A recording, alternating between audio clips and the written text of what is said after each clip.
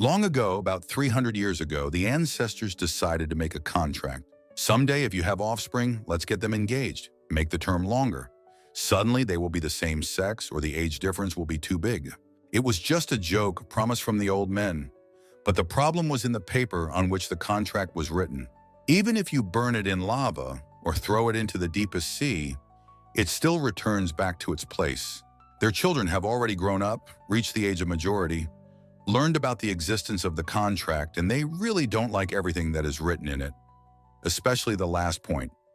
In case of violation of the contract, misfortune will befall the family. Be that as it may, initially too timid, Mevia would not have withstood Gilbert's pressure and would have agreed to his proposal of marriage. But the modern world's Mrs. Kim was completely different, because she already knew how this story would end. There were two children in the family, Gilbert, the eldest son, who was adopted by the Grand Duke, and the second son, Rahan. Rahan had a kind heart and a talent for magic. He became the main character of this novel. But the envious Gilbert was overcome with a feeling of inferiority. Thus, the guy became the main villain of this novel. 1 year later, Gilbert would take as his wife the daughter of a noble family. Yes, that's right. The unfortunate woman who became the villain's wife was Mevia. Her family was on the verge of bankruptcy due to a series of bad investments. She could not resist the threats of Gilbert, who took advantage of the family contract. One day, while spending hellish days in the north, Mevia thought that perhaps it would have been better if she had not married in the first place. If she were born again, she would definitely not repeat this mistake. But this story will not be repeated again, because Mrs. Kim, reborn in the body of Mevia, saved the dying mouth of Morgan. So much so that the rooms were filled with gold and silver. Such reserves would last for at least several lifetimes. Meanwhile, the girl and the guy are sitting at the same table and trying to decide what to do next. Unlike him, she behaves very calmly, and the guy looks at her and gets even angrier. He is perplexed by what she is doing, asks what he did to annoy her so much, and she is also calmly surprised, and asks him what she did wrong, and also says that if he doesn't calm down right now, then she can postpone this conversation until the next day. Then she said with a smile that she was just interested in his father because he had raised such a wonderful person as Gilbert. She would really like to meet him. The girl had hinted before that she was not indifferent to that man. The guy thought that he had made something up for himself. But now she says directly that his father is single, and it would probably be better if she signed this contract with him. Also, she asked him to look at one point. There is a note. There is no age limit, social status, and other factors. Now it's clear why he's so angry with her after hearing something like that. No other person in his place would be able to remain calm. A girl his age seriously wants to marry his father. Earlier, he somehow didn't read the contract carefully and didn't pay attention to this point. But now this information has finished him off completely. Out of desperation, he already asked her what she wants. He is ready to provide anything. Dresses, jewelry. But this is not quite what she needs now and what can surprise her. He tells her that she would have to be just as greedy to not be satisfied with the title of Grand Duchess. And she just looks at him calmly, as if there was nothing wrong with her decision. He wonders if she is acting like this because of her background. Mevia doesn't want to listen to him anymore, so she decided to hint that it's time for him to go. She called the maid with the bell and asked her to take Sir Gilbert outside. She was even ready to call him a carriage, or he just didn't keep her. Finally, to really anger him, she asked him to convey her greetings to the Grand Duke. After that, the girl laughed. It was as if she liked to see his irritated face, although it was understandable too. After everything he heard from her, he simply has no words, only emotions, and complete bewilderment that she even thought of such a thing. North, the Grand Duchy of Calicus. Here, even from the outside, you can feel a special energy that is very different from other regions. The house is very quiet. There is not a single sound. The windows are curtained so that no extra light gets in. And then someone wakes up, but not the owner of the house, but his, so to speak, little friend. There are a lot of them here, but only one snake woke up. It is huge, emerald-colored, and hisses very loudly, which can also wake you up. She crawled up to her master, asking how much longer she had to wait for him and how she could sleep for so long, especially in the middle of the day. The guy has a book on his head. This is the same famous lazy guy, Lord of the Northern Lands. edis kalekis. It is very rare to see this person doing something, especially if it does not concern him personally and if the matter can be entrusted to someone else. 10 days ago, a guy came to the girl. As he said, he came on the orders of Mr. Gilbert. He apologized for coming late, but she didn't even talk to him, so he had to come to her again 3 days later. That is, 7 days ago, he was with her too. He hoped that she was in a good mood that day, but alas. After that, he came 4 days later, and when she opened the door for him, this time he was in tears, begging her to meet with Mr. Gilbert for at least half an hour. With each passing day, he believed less and less that she would agree, and began to get tired of going to her so often. And he was afraid to hint to the gentleman that he should send someone instead of him. And in the meantime, another day has come. The weather is wonderful outside, and Mevia is in the same wonderful mood. From the very morning, she calmly woke up, ordered herself a dessert, and began to enjoy the beginning of the day. She had just taken her first bite when the maid burst into the room and said it was urgent. She acts like something terrible happened, but in reality, she just came to say that they received a gift, and it seems to be from Mr. Gilbert, which is not surprising. Just in case, the lady warned Sarah to behave more calmly next time, because if she was in a bad mood, such emotions could only make things worse. And after that, she still asked to see what that annoying person had sent. She thought she would see something beautiful, but these were morning chrysanthemums, which ruined the whole mood. The assistant says that maybe he doesn't understand flowers. But in any case, the fact remains that this is not what girls are usually pleased with. Out of all the flowers he could have chosen, he chose these. Out of the blue, she seemed to forget everything she had just said and thought that perhaps he hadn't done it on purpose. Maybe these white flowers looked nice to him, so he took them, especially since he is the kind of person for whom all flowers are the same. And how could he know that these particular ones were not worth giving? Sarah still thinks that this is too much. She thinks that in the house of the Grand Duke, they don't teach even basic norms and manners. And she also said that he can't come himself and only torments his servants, who come almost every day. The girl replied that the assistant had made a very apt observation. He has a terrible character, leaves everyone to their own devices and thinks that everyone owes him. And then she got up from the table and suggested that instead of sitting like this within 4 walls, they go somewhere to unwind. But that's not all. If she means to have fun, it means not counting money, enjoying the moment, and allowing yourself everything that comes to mind. The main goal is not to return home until they spend all the money.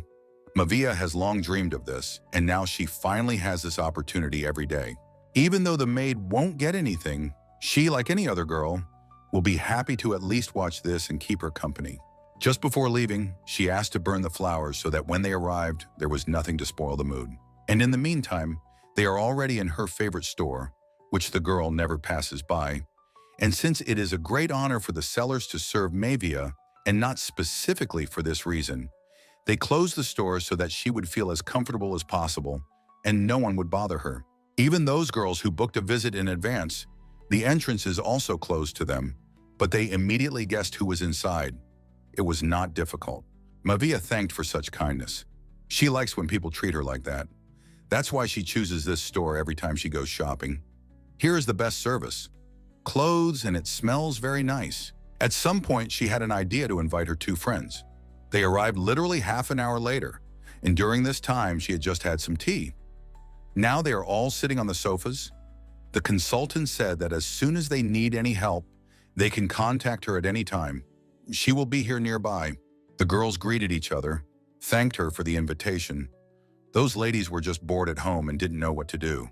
The 3rd Marquis's daughter, Charlie Morgos, had never even heard of the store, and she just needed to pick something out for her friend Monica's birthday, to which the girl replied that she was grateful to them for agreeing to join her today. So she definitely wouldn't be bored, and they would all have a good time. Charlie is very happy that now she can calm down because all the best dresses are collected here, and there is no chance to choose something ugly. Remembering last year's birthday, she feels somehow uneasy. Literally, every woman she met came up to her and said what kind of outfit it was. Supposedly, no one would buy it even for free. Mevia imagines how terrible it was. She supported her friend and promised that this year, everything would be the opposite. They would envy her and ask with tears in their eyes the store where she bought her new dress. It was very sweet of her. After such words, Charlie can't wait for her birthday to come there in a luxurious outfit. All the time, while they are not discussing how they will be the most beautiful, the same girl who offended Charlie last year is already trying to break into the store. She came to go shopping. She doesn't care that the store is closed. She asked to open the door, and they politely tried to explain to her that they have an important guest and they can't do it. The girl began to remind that earlier she was told that she could come here at any time, and she was unhappy that some important guest had appeared who was more important than her. She became curious about who it was that they dared to refuse her as a regular customer who came here several times a week. She was always very impudent, so it was no problem for her to break in despite the ban, but only to see who was keeping her out. The consultant starts saying that they could be fined for this, but the lady doesn't care. Her own interests are much more important to her. She pretended that her friend was inside, although this was not the case and the excuse was so. So she was politely asked to leave, but she did not listen to anyone and broke all the rules. In the end, she was able to freely enter the central hall where the girls were already choosing their options from the catalog. And of course, she recognized this girl at first sight. She didn't even have to look at her face. Everything was clear from her hair. Monica didn't show that she was very angry. On the contrary, she pretended as if she came here to say hello and had nothing against them. Instead of calmly leaving here, since she already understood everything, the girl went further and interfered with the customers choosing dresses. Everyone greeted Monica, pretended as if it was a very pleasant meeting, although for everyone present, it was the opposite. Charlie is especially not happy with her, and Monica just asked what she was doing here, as if hinting that this is not her level of store. It was clear from her half-word and her special look. Monica allowed herself to say that no matter how much she spent on a dress, without a sense of style, it would be worse than a rag for 1 silver coin. Charlie replied that they would still see about that. After all, Mevaya would help her with the choice, and she had no problem with taste. The girl thought that since she was already here, there was no need to rush to say goodbye. She very brazenly came up and sat right in the middle of the sofa between them. It was terribly ugly of her. She didn't even ask if anyone was against her joining them. She says that she just wants to help with the choice. Although it is obvious that her intentions are far from good, Charlie hinted that it is not necessary, and Monica asked if anyone really doubts her taste and can refuse her help. Then she said that Mavia is beautiful, so she will look good even in a potato sack, and that there is no need to waste her time, and advises Charlie to trust her taste. Mavia didn't understand whether it was just a compliment in her direction or not, but she thought that even though Monica was described as a villain in the novel, in reality she is quite nice. She just doesn't know how to be honest and polite with others. The girl leafed through the catalog for a very long time. She approached this matter very responsibly and really wanted to pick out something good. She flipped through almost half of it and noticed a very pretty purple dress. She thought that bright and feminine outfits would go best with Charlie's faded look. Of course, it couldn't be without such unpleasant words after all. They are not best friends and nothing else should have been expected. Charlie looked at this dress and said that it was too pretentious, and she usually doesn't wear such things. Monica began to be indignant that the lady should trust her now, try on this dress, and only then express her opinion. Suddenly, Mafia joins them and suggests that Monica try on this dress first. She thinks that purple will suit her. Moreover, it goes very well with red hair, and maybe when choosing a dress for Charlie, she intuitively chose something that she herself might like. The girl didn't think about it somehow. She doesn't even know what will come of it, but she's in no hurry to refuse either. She was even a little confused. She was used to answering rudely, but at first she kept silent about this, and then she thought about how to react. Monica usually doesn't like such styles, but if the girl insists, she is ready to experiment. After that, Mavia also found an option for Charlie. She found it on page 17, and it seems to her that such elegant shades would suit her very well. Monica is already unhappy that her offer was rejected and that Charlie listened more to her friend than to her, although there is nothing strange about that. Monica turned to Mavia and said that it seemed like the rumors she heard were true after all. She heard that Sister Gilbert proposed to her, and she really hopes that now she will hear that the girl refused him, and also asked some strange question. that if she did agree and understood the proposal, then why before the wedding she suddenly decided to show her good side, even in relation to her. The other girls remembered that Sister Gilbert was the son of the great Duke of Calacas, and of course they wanted to know something about it too. So that there would be no more rumors, she immediately told everyone that she had rejected the offer, and if another one came, she would do the same. So Monica says that Sister Gilbert, even though he looks noble, but he is an adopted son, and she always wanted to know if it is true or not. Some say it is true, some deny it, and in general she finds it funny to see how he tries to behave like a real aristocrat of noble birth. Charlie thought that this was too much, then she told Monica directly, and also hinted that if she had such an opinion about a person, then it was strange to say such things about him to others, and not to him personally. The girl doesn't understand what she said wrong and what's so bad about her word. She just meant that Mevia deserves more, and she doesn't need to waste her energy on this Duke, especially since if she marries him, she'll have to go to that dark north where there's nothing good.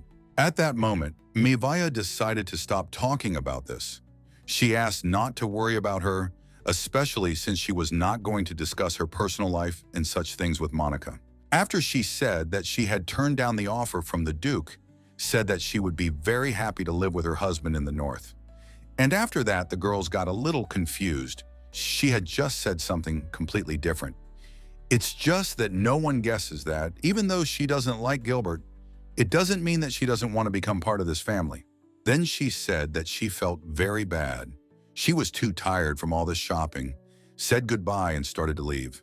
She also feels some kind of unpleasant atmosphere, suspects that Monica came to them for a reason and that she is not the kind of person she enjoys spending time with. Also, it all seems like it's repeating itself. Monica in the original novel said nasty things about Gilbert every day, like just now. This slander began to be considered her words, and as soon as she accidentally nodded, everything ended in a beating. But this was not enough, and she decided to climb into his bed, even though she knew that he had a fiancé. She didn't care about her feelings, her plans. She, as always, thought only about herself and was ready to destroy any relationship so that she would feel good. And for Mevia and Monica, it would have been better to never meet a person like Gilbert. If you look at the situation from the other side, if he was a loyal guy, he would never betray his girlfriend or even look at someone else. She already wanted to go to her room so as not to see or hear anyone. But on the way, she met the one she didn't want to see the most. This look is so disgusting to her that it seems like it would be better if he had some girl who would take all his attention and he would not pester her anymore. She really wants to say that it's a bit of an inopportune moment that she wants to be alone. But as practice shows, he doesn't understand such hints. You need to speak to him as directly as possible, and even if you do so, he will do exactly the opposite, and even out of spite. Words cannot describe how she restrains herself from telling him everything she thinks, while the girl also tries not to show it with emotions, and she is very good at it. It's impossible to think that she's not happy to see him. She's absolutely neutral, as if she saw some friend and wouldn't mind chatting. He is already asking her to say at least something, pretending that he did not propose to her and she did not refuse him. The girl doesn't know anyone else who is a more complex person. He doesn't take rejection well, and that's his biggest problem. So as not to remain silent, well, she told him that she had been shopping and was very tired, so it would be very difficult to talk now. She had already talked a lot all day, and suddenly, out of the blue, he started laughing, but she hadn't said anything funny. The lady asked what she said to make him react so strangely, and then he says that he was not perceptive enough. Then he asked if he understood correctly that she wanted to see how he was being tormented, and probably that's why she was behaving like that, so that he would leave her alone. To which she replied that she had already clearly said that she was not going to marry him, and there was no point in him trying to change anything now. He said that he did not believe it and thought that it was not said seriously, and she was already nervous and said that her words were real, and she was ready to where she would do it to him even 1,000 times. So the guy grabs her hand, asks her not to go overboard with these pathetic antics that will not end well, and then she realizes that she is starting to get to know the real him. He also begins to hint that his patience is running out, that if he hears something like this again, she will see him as a completely different person. Mevia is not a fearful person. she answered in a calm voice, that if he wants to intimidate her, then he will regret it later. And also, after this, he definitely has no chance of getting her consent. It was not there anyway, and now even more so. All this time, as it turned out, her friends were eavesdropping on this conversation. At that moment, they went right after her and admitted that they had followed her a little. The girl didn't have time to react to this. They will discuss this further, but it's very good that they were nearby. Charlie began to push the guy away, asked what was unclear in her friend's words, and if necessary, she was ready to accompany her even to the room. He says he just came to talk to the lady who dared to break her promise and doesn't understand what right they have to treat him like that. After that, he asked them to leave this place for a while, but Charlie does not give up. She understands perfectly well that if a friend reacts badly to a person, it means that he is really unworthy of her attention, and in such a situation, she definitely needs help. The girl is ready to call security. She is not going to tolerate such rudeness towards Mavia. She is an adult who does not want to see him, and this should be enough for him not to bother her. His girlfriend looked at him with such a cold gaze that he immediately had unpleasant memories, after which he does not allow anyone to look at him like that. He even felt a little dizzy. He can't stand such situations, especially if it concerns his personal life. When you treated him like that very often, he couldn't really come to anyone with any request, even if it was something serious. Of course, after such a past, he could not react normally.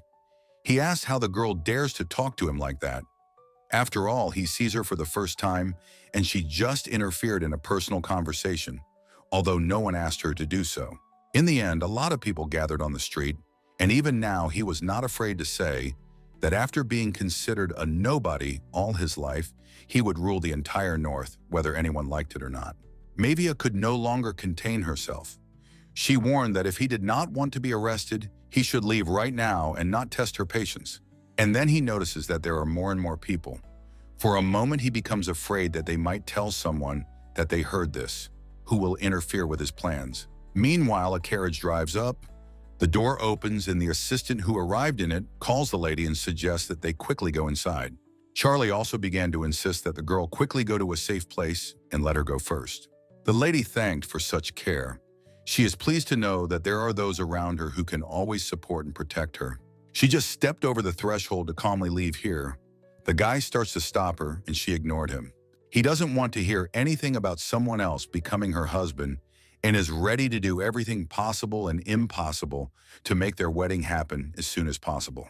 Finally, he promised that he would come for her on the day of the Imperial Ball, even if she did not want to see him then. To which she asked him if she had said something wrong or expressed herself incorrectly. Otherwise, how could he not understand what she meant?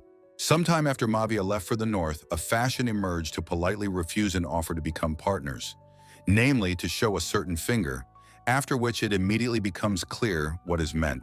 They say that sometimes, to show that they don't want to meet anymore, they even burn flowers, as the girl actually did. A year has already come. Another evening, she has been very tired lately and runs to the room so as not to fall asleep right in the hallway. She already wants to finally get rid of these problems that prevent her from living peacefully. She is afraid that at any moment that unfortunate groom may come to her house. The maid watches the mistress, tries to put herself in her place, and cannot imagine what she would do in her place. The situation is very complicated. You need to be able to stop communicating with a person so as not to remain enemies, and in a secular society, this is very important. What worries them most is the question of how he even knew that she was walking home at that time and could be met. The assistant also doesn't know how this could happen. It can only mean that someone is telling him this.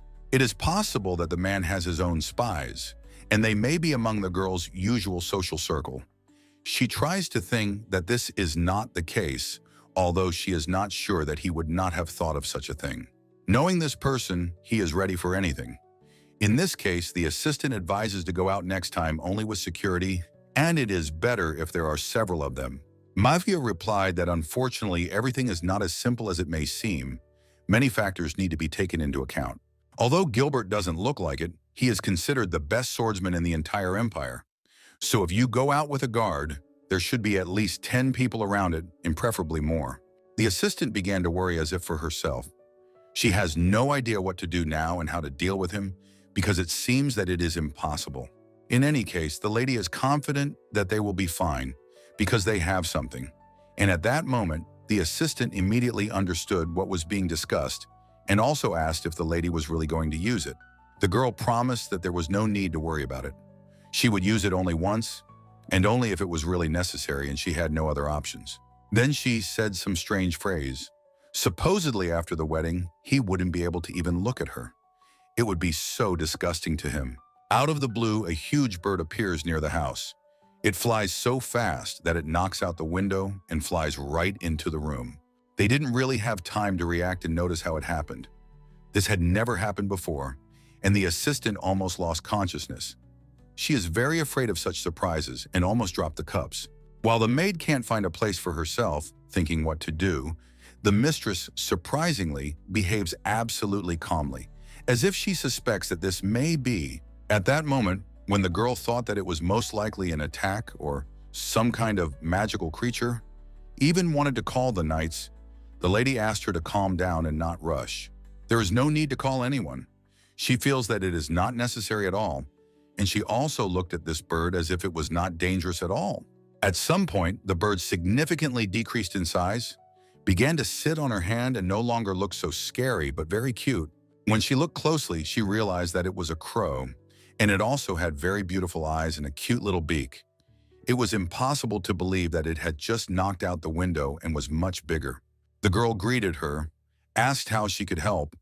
The crow began to calm, and Mivia thought that it was definitely a magical creature. Not a single real crow can shrink in size. And also, there is such a feeling as if the energy of this bird is very familiar to her, as if they have seen each other before, but this is what is not so. It is possible that this is the familiar of His Grace the Duke. She just thought about it and realized that it is very likely. It turns out that some time ago, the Duke found out that someone was persistently trying to become the husband of a certain lady. I even found some documents that confirm these suspicions. There were names written there. There is even a portrait of a girl, seeing which he became very interested in her. He had heard something about her before, but did not think that she was so beautiful. He asked his assistant, Raven, the same crow, to go and find out what Gilbert was up to. He thought that he could be stopped and try to win the favor of the sweet lady with whom he fell in love simply by looking at the portrait. He is interested to know what she is like in life, to get to know her, to hear her voice, especially since it is possible that she will like him too. When the crow was about to carry out the first order, he gave her a second one, to watch the girl, and, if necessary, he even allowed her to break into her room, which is what she actually did. And in the meantime, she talks to this crow and thinks that he could have thought that among the Duke's assistants, there was such a cute creature, although he probably thought that she would not recognize this crow and would not feel anything. Meanwhile, in the capital, in the estate of the Duke of Kalakia, as usual, there is no peace. He could not sleep that night. All his thoughts are only about the inaccessible lady, whom he is already tired of conquering. It got to the point that he started breaking all the dishes in the house. Everything that breaks and shatters into pieces. It calms him down a little, but the maids aren't too thrilled about it. He also talks very loudly to himself, saying, "Who do you think you are to reject me like that? What did I do? Is it really so hard to agree to become my wife?" And he is also very angry at that very girl, Charlie, who looked at him with a crushing gaze that he cannot stand. Mentally addresses her, "Do you at least know what position I will take in the future? Then you will definitely apologize to me on your knees." He also said that everyone who made him so nervous and brought him to such a state will answer and will greatly regret it. And at this time, Raven, the Duke's crow, is already watching him. She hears all these words perfectly through the window. She has this ability, and also, her eyes transmit the picture to the gentleman, and he sees everything in real time. It's very convenient, but such a function doesn't seem special to him anymore. He got used to it a long time ago and uses it almost every day. For now, while few people know about it, it is very convenient. And in the meantime, an assistant came to the guy and brought what he asked for. Gilbert is behaving so inappropriately that the assistant is afraid to enter this room. The guy grabbed what he asked for and ordered him to leave here alive. It's like he doesn't control himself. The girl felt like she rejected him and made the right choice. Now he turns to her again and says out loud that she will still regret that she disgraced him and humiliated his honor. A little crow is still watching him. She felt it. She flew in just in time, just at the most interesting moment. When the guy was at the peak of emotions, this is exactly what the Duke would not mind seeing. Now he will understand why the lady does not want to marry this man, because at the very least, it will be unsafe, the slightest quarrel, and he can lose his temper, like now. After all the interesting stuff was over, the crow flew back to Mivia and spent all this time with her until the morning. The girl had already taken the bird in as her pet. She was very interested in making friends with it, and probably the feeling was mutual. Raven doesn't want to wake up. He tosses and turns on the bed and doesn't want to open his eyes no matter what. The girl heard that birds are usually very lazy, but she didn't think that they were so lazy. Even she, who likes to sleep, woke up before the crow. Finally, she got out of bed, started rubbing her eyes, gradually waking up, but it still happens very slowly. The crow begins to hint that she is very hungry, begins to look for food in the room, but there is none here. At this point, the girl asks where they are going. As if it does not depend on her, she is already dressed, tidied herself up, and is ready to make this day as productive as possible. She even started talking to Raven, told him that something interesting was going to happen soon. But the bird didn't understand what she was talking about. Mavia has been preparing for this day for so long, she has studied that guy to the very core. Now she knows him much better, probably, than he does himself. She even said one phrase very quietly. "Wait, Gilbert, I will use you and absorb everything, fate and all that." The lady had already gone outside. She asked to prepare a horse for her, just in case the assistant asked if the lady was sure that she could handle it. And she replied that there was no need to worry about it because everything had been thought out to the smallest detail long ago. She is sure that nothing terrible will happen. Alice will not be harmed either, and very soon they will return back with good news. The assistant insists that the girl take at least one night with her. After all, it will be safer that way, and she can't imagine how she can calmly let Mavia go alone. The girl reminded that she had already spoken about this. She didn't need security. She didn't want anyone to get hurt because of her, if something didn't go according to plan, so she definitely decided to go alone. Especially if someone else shows up, he will be wary. This time we need to close this case once and for all, one-on-one. The crow also flew closer. It was very cute and nice that the bird was worried about her. The girl promised that everything would be fine and even allowed her to sleep for a few more hours. Also, she asked not to follow her and not to follow her until she herself returns. But this is no longer a fact. Then she asked the horse Alice to set off. After all, the faster they go, the faster they will return.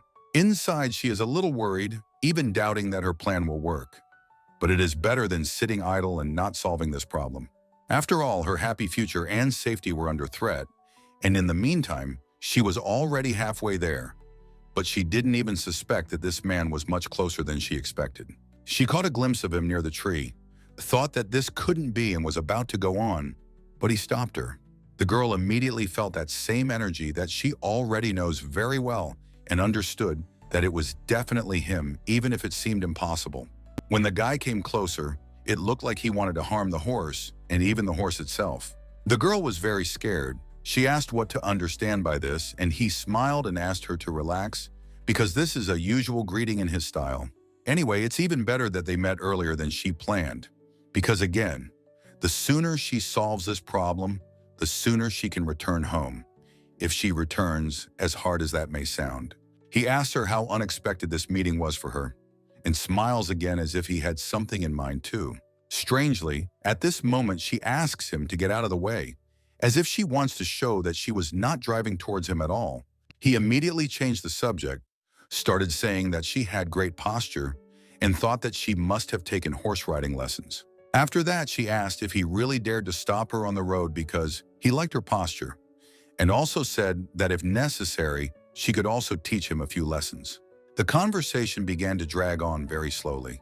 She really doesn't like it anymore, because she thought that everything would be easier and faster without dragging on. And then he says, so be it. He's ready to get down to business and give her one last chance. From that moment, Mavia almost laughed and already wanted to ask how long he had been rehearsing that confident smile. Then she asked what other chance. And he proudly said that she had a chance to accept her proposal and go to the ball with him. But that wasn't the most interesting part. He then continued and said that his father would never allow them to get married. Because for him, people are just a tool to achieve his goals. Nothing more, and that's a fact. Also, supposedly now his wife is a tool. No use to him, even if he allows the marriage to take place. Or marries her himself, it will not end well. The lady just laughed. She replied that in her opinion, he was much more merciful than this description, which someone had obviously spent the whole night making up. After that, she also thought of saying some unpleasant words to him, namely that at the very least, he was lagging behind his younger brother. And because he has no manners or basic rules of etiquette, he only ruins the reputation of his kind. She also said that he was not attractive at all, which was one of the reasons why she would never marry him. And most importantly, he hasn't been eliminated yet, so she's not going to connect her life with someone like him. Naturally, after such words, no one will react calmly. She hurt him and did it on purpose. The main thing is that now she does not regret it. Then she said that she thought he should have understood everything, said goodbye first and wished him a good day, as if nothing had happened. Unlike what he usually does, this time the guy let her go and let her leave freely, without even intimidating her. When she could no longer hear him, he said out loud that she had just missed her last chance, which would never come again. He promised himself that he would make her regret it for the rest of her life. For this, he only needed time. Up until this point, the guy seriously thought that this time he would act more sensibly. But it turned out that he couldn't hold back, and he wanted to deal with her right now while she was still close. He screamed very loudly and asked her to stop so that he could get rid of her legs so that no one would need her anymore. Naturally, she heard this, couldn't help but react, asked the horse to wait for her in a safe place somewhere nearby, and she went to deal with him. Since he dared to attack her, she decided to make him regret it right now. She began to make such quick and dexterous movements that he did not have time to follow her in order to get his bearings and strike. Then he just wanted to swing at her. She kicked him in the stomach so that he let go of the sword and became confused. It was so impressive that he even envied her technique and thought that it was a real disgrace. Mavia called the horse back. She needed its help, and then asked him if he felt ashamed that he was being handled so easily by a girl who had never held a sword in her hands. And to make it doubly offensive to him, she looked at him with that very look that he can't stand and called him not as scary as everyone thinks. The girl also promised that she would definitely tell people how easy it was to knock the sword off his hands, which would be a real shame. She really liked looking into those frightened eyes. And she also thought that she needed to press him because after that, he would hardly want to see her again and would offer these strange conditions. 11 years ago, there was a situation that I will probably never forget. An elderly man was talking to her. He was warning her that he would soon die. Although the girl was not yet ready for this conversation, she still listened to him. And she also felt that under the body of this man, there was a real devil who wanted to talk to her and offer a deal. He offered in exchange for her preparing a place for him where he would remain forever dead. He would give her a huge power that no one could defeat. It was a form of evil that was never mentioned in the novel. Although her whole body was numb with horror, she then instinctively understood that if she refused him or even hinted that she needed to think, he would make sure that she died before him. So she promised that she would find the best place for him to be after the furniture. After that, he handed her some kind of box. There were 8 jars inside of which there is something that can be used every time she needs strength. He also warned that there might be some side effects and that this power could only be borrowed for a short time. At that moment, the liquid was very bitter and tasteless, but he promised to make it strawberry flavored so that she could drink it like juice. Only then the girl could not even imagine that the red liquid was not just a liquid. It was something. Knowing what it was, she would never in her life agree to drink it, even if it tasted like strawberries. Meanwhile, somehow he realized that these are not her real powers. He began to accuse her of being a witch, but she is not afraid of it. Then he asked her directly if she had made some kind of contract with the devil, and she immediately replied that this was the case and that she had never hidden it. She just didn't think it necessary to tell everyone about it at every step. He immediately thought of going back and reporting everything to the Imperial family, and she laughed and asked what exactly he was going to report. Was it really true that a weak lady had attacked him, no one would even believe it. And it would be too strange for him to complain about what happened. He would only make things worse because he positions himself as the strongest and invincible. As soon as he got closer to her, he immediately felt something very strange, similar to the energy of his own father, and he is sure that he is not mistaken. For this, he came even closer to her. And after that, he felt something even more powerful than his father's and became very wary. It even seemed to him that it was some kind of trap, that she could be an unusual person. He was even scared to think about it. Meanwhile, the crow flies nearby, and Mavia hasn't even noticed it yet. The Duke is watching what's happening and is very glad that he sent his assistant to them in time. Otherwise, he would have missed the most interesting part. The crow did it so that it would shrink several times more, so that it would definitely not be very noticeable, and it succeeded. Now, the Duke has only one question. How could she predict his every move, although it is not yet entirely clear what he means? Half an hour has passed and these two are still in the same place and can't separate normally. The guy's friends have even started looking for him. One of them came on a horse, all scared, and doesn't understand what Gilbert is doing here for so long. Cullen Turner, a friend. Then he saw that he was here with Lady Mevia, introduced himself and greeted her too, although he doesn't even know why they were gathered here. The guy saw his friend very angry and asked how he could behave like that in the presence of such a nice lady. Cullen started to apologize for him. He felt very uncomfortable for his friend's rudeness, and Gilbert was already blushing a little more, and he would definitely go crazy. The girl thought that this was a sign that it was time for them to go their separate ways. After all, it would soon get dark and it would be inconvenient to go back. She asked Alice to go home, and she began to admire the beautiful sunset, and in principle, she was very pleased with herself. Everything did not go perfectly, but this was also not bad. As soon as she stepped on the threshold of the house, she was met by the assistant, who had been waiting for her for an hour, or maybe more. She was afraid that the lady had hurt herself and began to ask what had happened to her. The lady is very pleased that they are so concerned about her, but she is not at all ready to discuss it now because she is very tired. The assistant burst into tears because she thinks that in this situation, the girl will not be able to get to the Imperial Ball, which she was so looking forward to. Mevia doesn't quite understand what this is about, because she never said that she was really looking forward to this event. The woman reminded about the pile of dresses. She thought that they were bought specifically for the event, but it turns out that the lady was just relieving stress. She also said that they say that not only the prince but also the emperor himself will be present at the ball, so the event will be very luxurious and at the highest level. So it is very sad that Mavia will miss such a day. In any case, she still promised to do compresses so that there would be at least some chance that everything would heal, and in the meantime, a crow flew to them.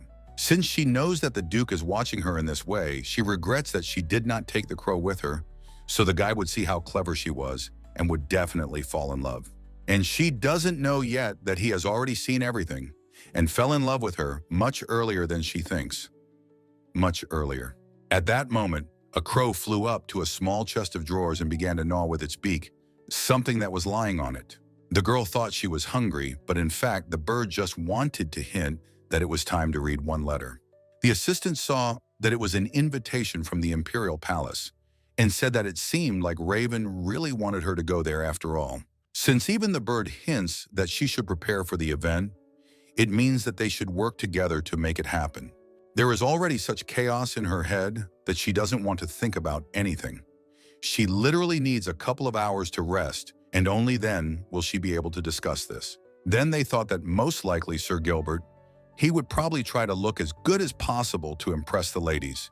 Even if it looked ridiculous, that's probably worth going to see. It's just a pity that the person she really wanted to see won't come. But she said it in the presence of the crow, and the Duke heard it, but he probably didn't understand who she was talking about and could have been upset. In the novel, the great Duke came to the capital only once. Even when his second son was in danger in the capital, he did not come even then. Today, Mavia realized that it would be very difficult to interest the great Duke, and sometimes it seems to her that there is no point in even trying.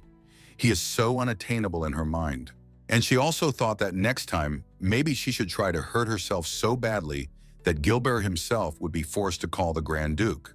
After that, she gave Gilbert's sword to her assistant and asked her to get rid of it. But the woman did not understand how one could throw such an expensive thing into the trash. And in the meantime, the next day came. At night she, as she dreamed, was able to rest well, and in the morning she was already full of energy. Her parents invited her to breakfast in advance. She hadn't seen them for so long that she decided it would be wrong to refuse. After all, suddenly they would tell her something interesting, and it wouldn't hurt to find out how they were doing either. She wished them good morning, thanked them for the invitation, and apologized for the fact that for so long she had not had the opportunity to talk to them or even come to breakfast. As usual, father is in a bad mood. He is always like this. Mother is not in the best mood either, but at least she is silent. These are the Marquis and Marchioness of Morgana, Maevia's parents, with whom she has always had a very difficult relationship. And in the meantime, there is so much stuff on the table that it is impossible to resist and talk for a long time. Even though the girl is not very hungry, it is really very difficult to resist. Everything looks so delicious that you want to try everything at once. She even thought about coming to breakfast more often, because usually she remembers or finds time to eat only in the evening. This time she chose a seat next to her mother, took a dessert for herself, and didn't think that there would be so many questions for her. The first of them was whether everything was okay with her personal life, as if they already guessed something. Just in case, Mom asked that if something suddenly happened to her, she should not keep it to herself and calmly tell them about her problems. Now she understood for sure that they most likely found out about the case with Gilbert. After such a noise, it is not surprising. The girl answered that she is fine, and for now they have nothing to worry about. In fact, she could listen to them when problems arise, ask for help, but judging by the original novel, the parents were always indifferent to their daughter, and she had to just watch them go. Even on their 6th birthday and the following Christmas, all this time they were too absorbed in their work and forgot about her. It's strange that they suddenly started to take an interest in her affairs. It can't be just like that, and there must be a reason. Even the father asked not to worry too much, said that their family's able to cope even with what their child has caused.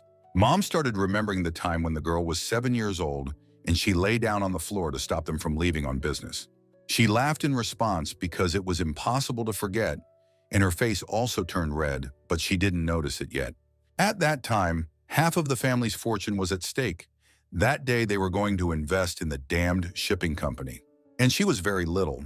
At that age, it is very difficult to communicate seriously with parents. So all she could do was make a scandal, and it is a little embarrassing to remember. Meanwhile, Mom says that she is still like a little girl to them, who still needs to be raised and made sure that no one hurts her and nothing bad happens to her. Previously, they didn't even understand how important it is to spend free time with a child, even if there was almost none. When a mother remembers those times, she cries and gets angry at herself. She can't imagine how it was possible to be such cold parents who ruined their daughter's childhood. But they didn't even notice that she didn't have any friends back then. And when they returned from work, she ran to them, begged them to play, and for them, it was something like ordinary whims and they didn't take her seriously. Mom also noticed that even now the girl keeps everything to herself, just like in childhood. And she really likes that they created such a character in her. Maevia thought she could change the fate of the family, but she never believed that she could change the atmosphere in the family. But she was wrong. Today's meeting went much better than she thought. Although when she came here, in the first seconds she felt that everything would go terribly, and she would notice displeased looks on herself. And in the meantime, her parents started talking about going to the ball together. But she immediately said that in fact she wasn't going there. And at that very second, a crow appeared. The lady started to get very angry. She was afraid that her father might want to throw the bird out into the street and started yelling at her to immediately return to her room. After that, the assistant came in and said that he didn't have time to catch the crow because it was rising up too quickly. As she thought, her father asked what kind of bird it was, and she told him with a smile that it was her new pet, who had been living in this house for several days.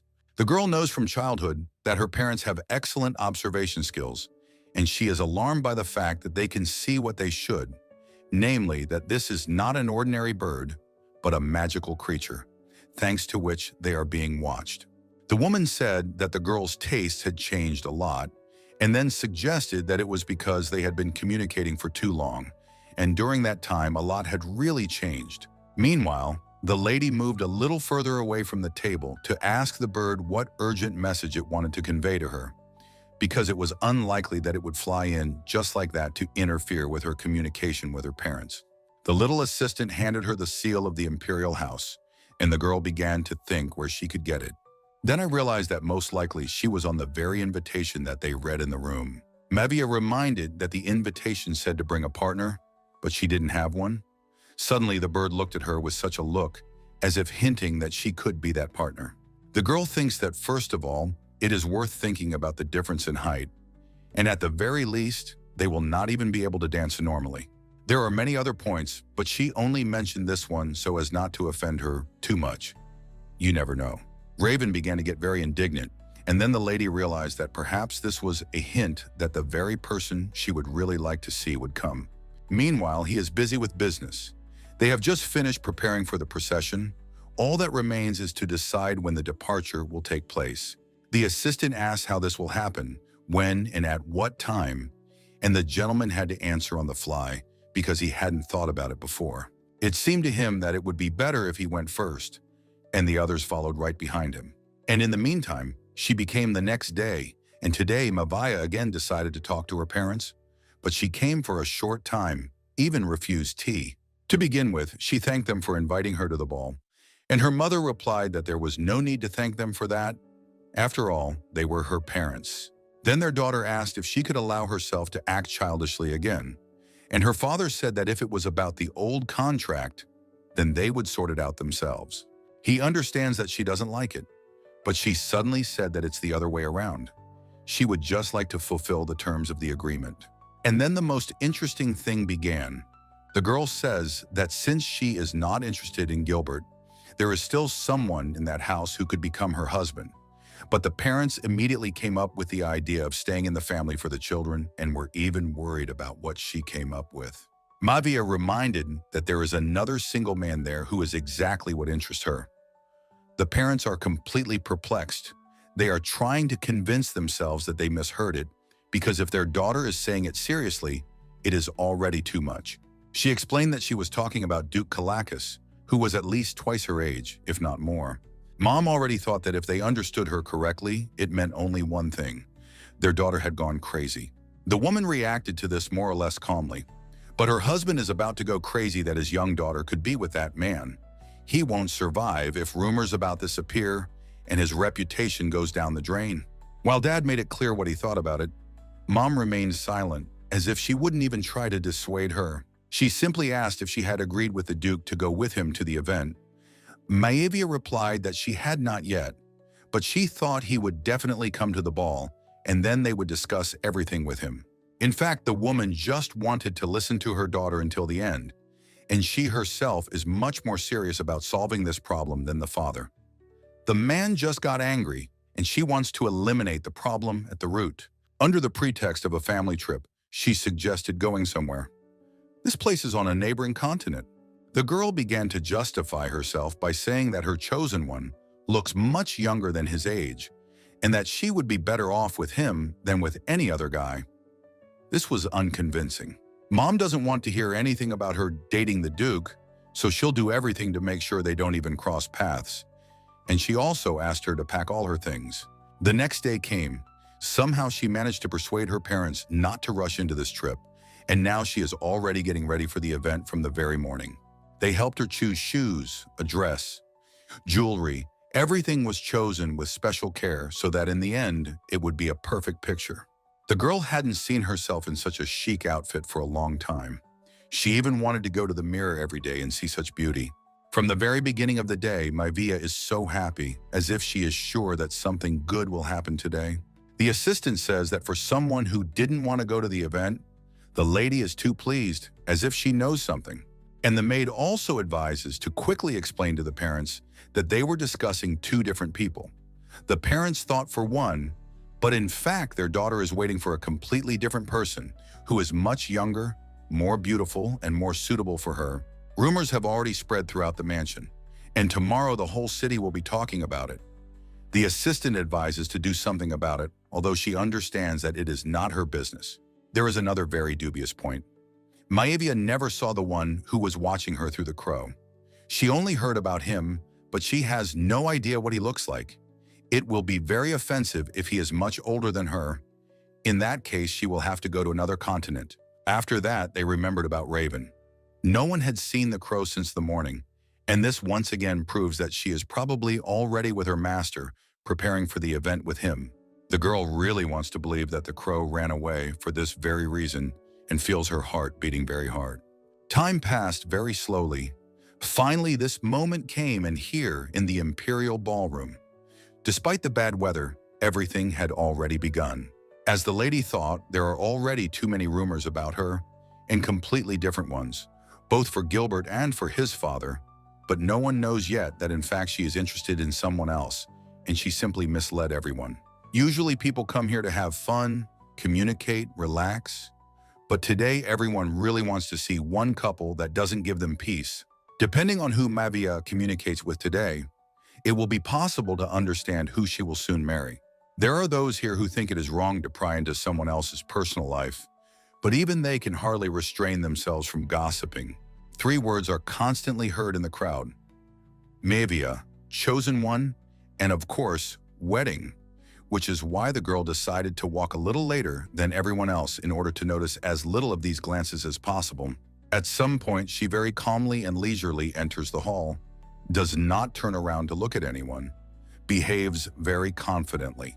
She takes a glass of drink, thanks the waiter, and calmly sits down on the sofa so as not to stand in heels, because the ball will not end soon, and she will still have time to stand. It looks so beautiful that everyone admires her manners. People remembered their posture to be at least a little like this beauty. There were some envious people, even though the girl had a gorgeous dress. Some said that it was awful, and how could she even come in it? She has already gotten used to the atmosphere, enjoyed the wine and classical music. All that remains is to wait for that very person. She is ready to stay here until the very end, just to see him for 1 second, or even better, to talk. Mavia remembers very well when the crow spat out the seal of the Imperial Palace and wondered if it was really not a hint that he would come, and she tried so hard in vain. The girl was lost in her thoughts and didn't even notice how one of her acquaintances approached her. This was the same Monica with whom they had recently chosen dresses for Charlie. She says that she is very glad to see her, although she usually never says this, but still gave her a compliment because Mavia's outfit is really luxurious. The girl also said that she was very glad to see her. She just wouldn't mind chatting while she waited for the Duke. Monica, as usual in her style, she began to ask who Mavia was waiting for. Was it that old man? And she smiled a little, as if hinting that the girl could not choose someone better and younger for herself. The lady didn't react to this at all. She would just watch later how everyone would see her with the cutest guy in the room. Out of the blue, Monica became indignant that she had sent her letters, but Mavia had not read a single one and had not responded to her. The girl doesn't understand what she's talking about. She then remembered that her assistant actually told her something like that, but then she forgot about it. And the letter said the following: "How can you leave a person so impolitely? Because of you, I didn't even have time to choose a dress for the ball. I'll give you another chance. I'll forgive you if you help me choose a dress for my birthday." Monica waited for an answer every day. She really wanted to go shopping with her, because later in the store, she realized that the girl really had good taste. But she doesn't even know what to answer to that, although it's possible that she didn't answer on purpose to avenge Charlie's friend. Judging by her look, that's how it was. But of course, she will never admit it. She doesn't care what Monica wears. The main thing is that she took care of herself and her friend. Then she got up from the couch, pretended to be very sorry and apologized for that situation, and then explained that she had been having so many disturbing events lately that it seems she simply hadn't noticed her letter, which she regretted very much. Mavia knows very well how much Monica doesn't like this. She came very close to her, took her hand and apologized, looking straight into her eyes. The girl immediately pushed her away. She gave advice: just don't do anything for which you will have to apologize later. And she also said that she was not going to give in to these compliments about beauty, although Mavia had just said nothing of the sort to her. Monica calmed down and remembered that she had originally come to discuss the matter and did not want to waste time on such empty talk. The girl replied that it would probably be better to discuss business matters with her parents, because she had nothing to do with it, to which Monica replied that it concerned the territory they owned. She means the same rock quarry they bought 10 years ago, where monsters swarm. It turns out that Monica has been supporting a researcher studying these monsters for a very long time and would like to buy this land. Mevia immediately said that it was probably impossible. It was unlikely that her parents would want to give up that territory. Suddenly, they would need it someday. And if they sold it now, they wouldn't be able to get it back, even for a huge sum of money, as usually happens. While they were talking, the fact was already announced that Mr. Gilbert Calicus, the one Mavia least wanted to see, was entering the hall. The girl hoped it would be another man, but unfortunately it wasn't him as usual. Some ladies were happy to see him, but Mavia wasn't one of them. He looks at everyone around him with his special gaze. He is clearly looking for a specific person, and it is obvious who he needs. But the girl definitely didn't expect one thing. They hadn't even finished talking with Monica about that territory before she started getting distracted by that guy. And at some point she started to leave, and only at the very last moment remembered that it wouldn't hurt to say something. She said that she would step away for a while, and it was already clear who she was heading to, and the lady didn't even know how to react to this. Maybe it was good that she went to him, so she would at least distract him a little and gain time so that she could go somewhere. The girl hasn't seen Monica so embarrassed for a long time. It's visible even from a great distance. She smiles and is embarrassed in front of Gilbert, as if she was waiting for this meeting as much as Mevia was with that guy. The girl thought that they might be acquainted. Although she doesn't understand when they managed to cross paths, she was sure that it was impossible, and now she is completely perplexed. It seemed to her that Monica was probably up to something. She couldn't just start communicating with some person out of the blue, knowing what problems he had in his relationship with Mavia. Even though she really didn't want it, I had to go up to them, intervene in the conversation and take her away from this man.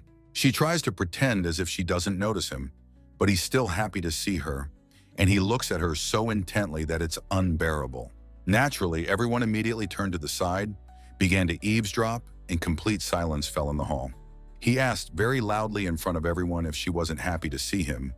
After all, he was her future husband, but these words almost made her sick. She realized that a little more, and he would simply drive her crazy. Maevia hints to Monica that they should leave, but the girl seems to be deliberately ignoring her, as if this is part of her plan. And the most interesting part hasn't started yet. One of them actually has a plan, and it starts right now, right here, right now.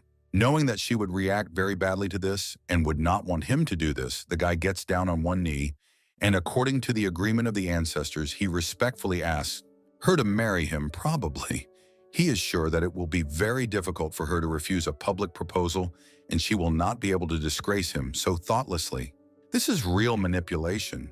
He thinks that even if she refuses, she will definitely not marry the groom's father. He has no doubt that she has no other choice. And now she will agree, and also see such a gorgeous ring that no girl can refuse. Everything was so beautiful and easy, and she just goes and pours a bottle of wine on him, so he doesn't think that it's so easy to embarrass her. She doesn't care so much about his reputation that this day will forever remain a disgrace for him. If he allows himself to do so, he deserves to get what he deserves.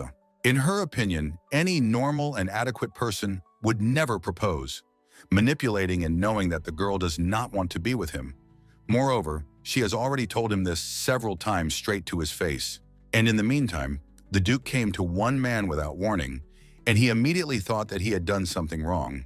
The guy calmed him down and explained that he had simply responded to an invitation.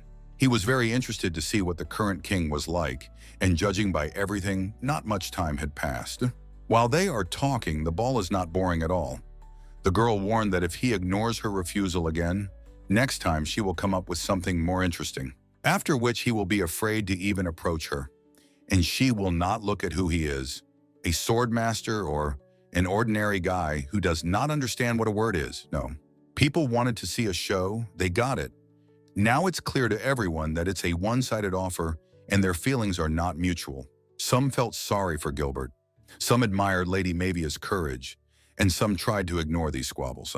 Now the guy doesn't even know what's better, to calmly leave the event or to disgrace her in return, but this way he will only disgrace himself. The guy tries to smile so that no one can see how offended he is. After all, he needs to maintain his reputation, which is already dubious. Maevia is very pleased with how she answered him. After all, he should have chosen better who to pester. The Lavan Empire, although it has a huge territory, but due to the failure of maritime trade, the king's power was shaken. After this, power passed to three rich families that everyone knows. Duri Marquise Eno, Recam Elaine, Marquisate of Morgus, and the Morgan Marquisate, among them, the Marquisate of Morgan was a family known for its outstanding qualities.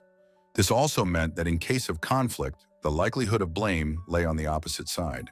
The only thing the girl was afraid of was that her parents would react badly to this act. But surprisingly, when she looked at them, she saw happy faces, especially her father, who was clearly proud of her. Her mother said that if she needed their help, she could contact them. And in the meantime, Baron Cullen comes to her. He understands her feelings, but asks her to think about Gilbert's reputation, not even imagining how she doesn't care about it. Always has and always will. At that moment, she decided to explain something to him because she sees that the guy doesn't understand something, that this rope he is holding on to now will not save him, and also asked him to look at the situation from the outside and to get up wisely without trying to please anyone, because usually this is a very thankless task. In the end, he still didn't stay and couldn't leave silently. He wanted to say his last words after all. It was obvious that he definitely didn't plan to stay here until the end. He says that in the north, as here, there is nothing sane, that he is very disappointed in her and regretted that he proposed to a girl like her who did not deserve it. She only laughed in response and then reminded him that she really hoped that he would say these words for the last time and would not make the same mistake again by proposing to her again in a few days. She really wants to believe that he learned his lesson because every time she turned him down, he said such nasty things, and now the same thing is happening. She said this on purpose so that everyone would hear and know that he was just playing a game and trying to win the main prize no matter what. And in the meantime, some man came up. He apologized for interfering in their conversation and then explained that she just wanted to convey that His Majesty asked to meet her in person. But this is already interesting. This person came at the right time. She just said and did everything she wanted, and now she is absolutely free.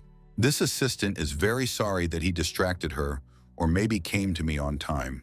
But she reassured him it is still his job and it is not his fault that everything coincided like that. In the end, he asked her to follow him. It was very rainy outside, but she was ready to endure it. After all, the meeting was very long awaited, and for this, she would easily walk in the rain. This time, the rain is pouring harder than in the rainy season, so it is going to stop, although it is not so important now. And then she starts to feel some strange atmosphere, as if something is happening, or maybe it's just because of excitement. Everything around is so gloomy, she feels uneasy, or maybe it's just because of the sudden change of scenery and against the backdrop of a bright ball.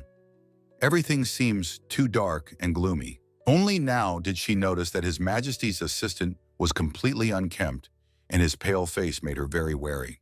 At that moment, she decided to ask why His Majesty had called her to him, and at such a time, to which the guy replied that unfortunately he could only tell her that she had brought all this on herself.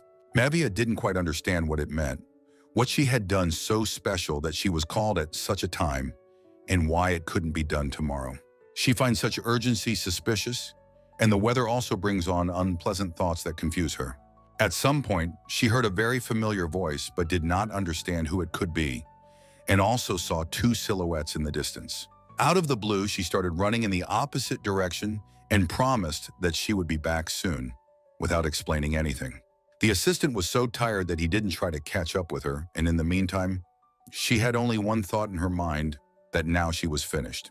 The scariest thing is to realize that something bad is going to happen and not know what exactly. She can't even prepare for it properly. And in the meantime, Gilbert and Monica came out into the street. Apparently, Maevia saw them a couple of minutes ago.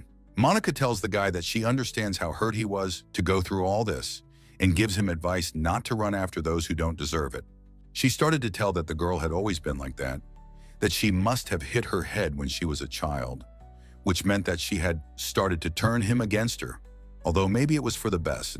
She wipes the wine off his face very carefully, although it doesn't help, but she tries to show that she wants to help him. At that moment, he had only one question for her. Why was she doing this to him, since they didn't really know each other, and she didn't owe him anything? Gilbert could have been grateful that she was the only one on his side, but as usual, he looks for a catch in everything and doesn't trust people. Monica told him that everything was very simple. She just understood him very well, and also what she confessed. She said that in fact, she doesn't like Mavia either, but she did it at the most inopportune moment, when the girl was right behind her. Now it's clear where she ran to, but it's not clear why. Mavia doesn't say anything on purpose. She stands silently behind her and listens. And at that moment, Monica says that she always wanted the girl to always have things worse than hers. There were even times when she wished her misfortune. She thinks whether to ignore all this or not. After all, if she leaves, it will no longer be an inappropriate relationship. Perhaps they will live happily as a harmonious couple, and so the guy will stop pestering. In the end, the girl couldn't hold back. She hinted that they weren't alone here, and at that moment, you just had to see Monica's face. She had never been in a more awkward situation in her life, although perhaps she didn't care anymore. Since she had almost won Gilbert over, instead of figuring out who said what, the girl just wanted to give her the first and last piece of advice. Namely, try to stay away from this person, and better yet, never meet him again. She doesn't care what she said about her. She's just acting according to her conscience and wants to protect another girl from someone like him. Meanwhile, Monica couldn't even imagine that she would see him for the first time in real life. The guy literally lost his temper and started attacking the girl. She could never have imagined that he was so hot-tempered, and she doesn't like that. She had a bad experience, after which she prefers calmer guys. Mavia also didn't think that everything would turn out like this. Unlike how he behaved in the hall, now he is much bolder, and maybe everything is even for the better. He will literally show by his own example that it is really better not to mess with him and what happens when he is angered by a girl, especially one with whom he does not even have a relationship to allow himself to do such a thing.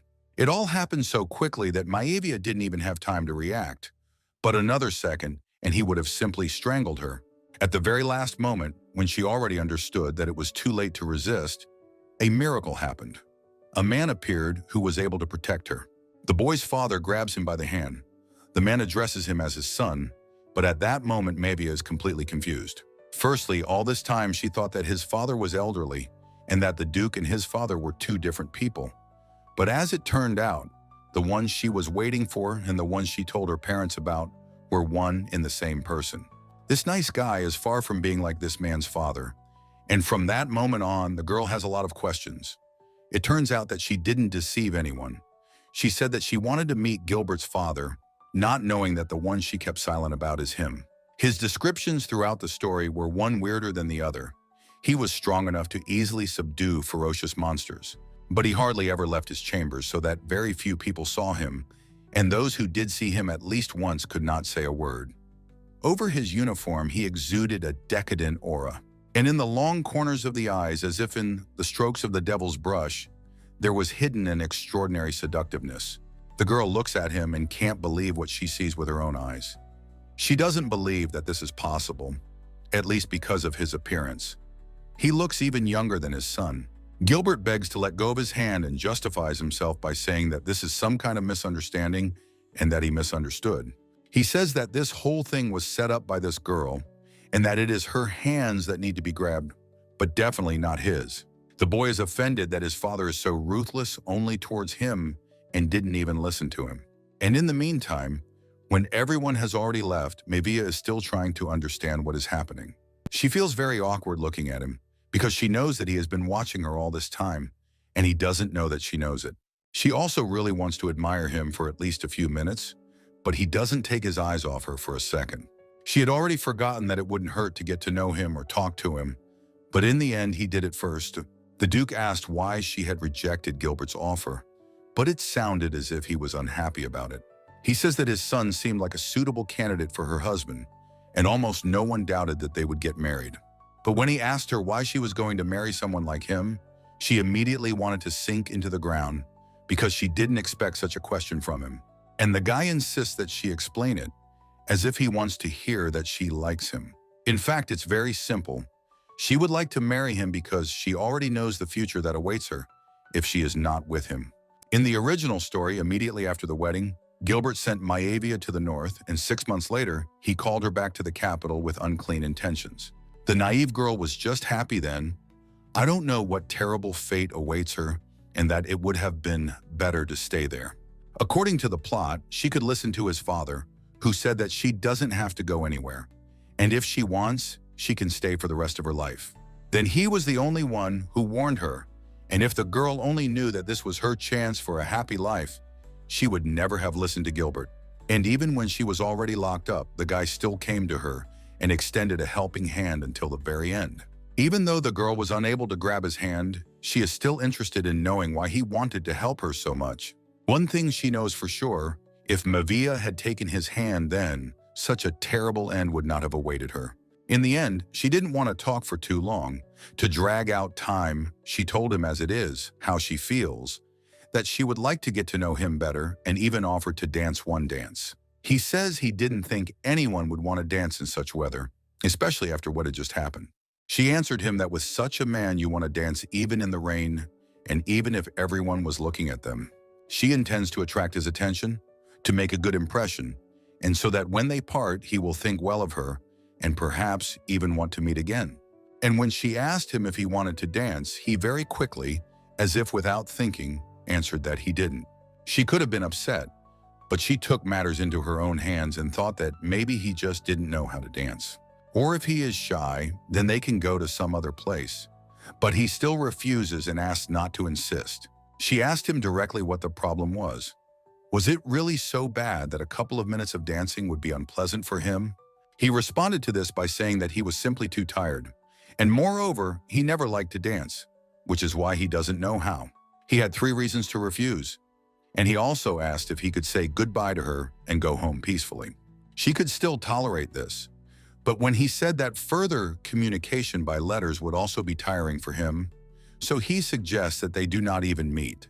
This man turned out to be much more picky than she thought. Even she is not as complicated as he is. Maevia has been waiting for this moment for so long that she is not going to let him go so easily. She asked if it would be a shame to leave without enjoying the ball. And he says that he is an introvert, and all this is not interesting for him. After that, he turned around, didn't even say goodbye, and started to go home. After that, no girl would have humiliated herself and tried to restore. Maevia is not one to give up easily. She even allowed herself to grab him by the clothes and asked him to stop again, because she really wants to dance with him and won't calm down until it happens. Even if it's a little cheeky on her part, she looked at him with a very sweet look and said that she doesn't have a partner. And if he leaves now, she will be very upset and will never come to such events again. He began to think what to answer to this. The girl felt that he was inclined to agree, but she did not show it so as not to rejoice prematurely. Only at the very last second, her smile was from ear to ear, as if her dream was about to come true. And finally, his gaze softened a little. She felt that everything worked out and she was holding back very much from hugging him with all her might. He asks her if one dance is enough for her because she can't count on anything more. She smiles and answers that, of course, that will be enough. The girl has already forgotten that it is raining outside, that she is cold. He is in front of her, and this is the most important thing now. He is clearly not in the mood for her, the way she would like, but this is not a problem. She will definitely fix it. It is very difficult to control yourself in front of such a man. His strength and greatness can be felt from a distance, and she really likes it. And when he took her hand, she almost trembled with happiness. Maevia can't believe her eyes. She did something impossible, and she also thinks that now he will say that it was a joke, and she can't hope that he will dance with her. She thought that he agreed to dance right there, on the street, on the spot, but he suggested going into the hall, and this is even better than she planned, so everyone will see them, and they will definitely be envious.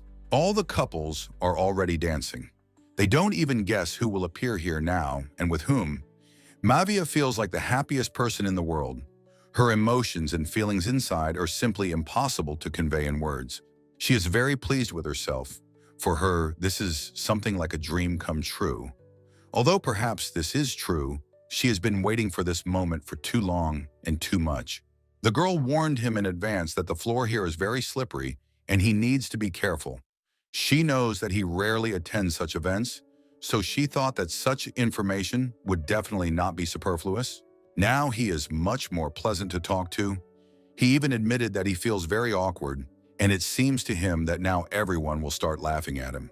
He keeps turning around, worried that he looks ridiculous, and she told him that probably everyone around him feels the same way. And there's no need to worry about it. After all, everyone is focused on themselves right now. At some point, so many people started paying attention to them so abruptly that she even felt it, even though she had her back to them. There were so many looks that even though everything had worked out in the best possible way, she still felt a little nervous. Two thoughts are mixed in her head. Let everyone watch and envy, and also that if something goes wrong now and someone dares to ruin such a great moment, she will hate the whole world. I had to focus on my partner with all my might, not looking around, although it was almost unbearable and impossible. After that, she had even more desire to make sure that she left this event with a smile and not in tears. Meanwhile, people are already discussing how Mavia can dance with this guy after she refused Gilbert's proposal. At this point, the guy even started to help her. He watches people and everyone who looks in their direction. He starts to scare with his gaze and energy. Some even started running to the other side of the hall so as not to even be near him. But still, some brave souls did not even move from their place. Although the girl doesn't notice it, she felt that she felt better morally and much better very quickly. She really started enjoying the moment.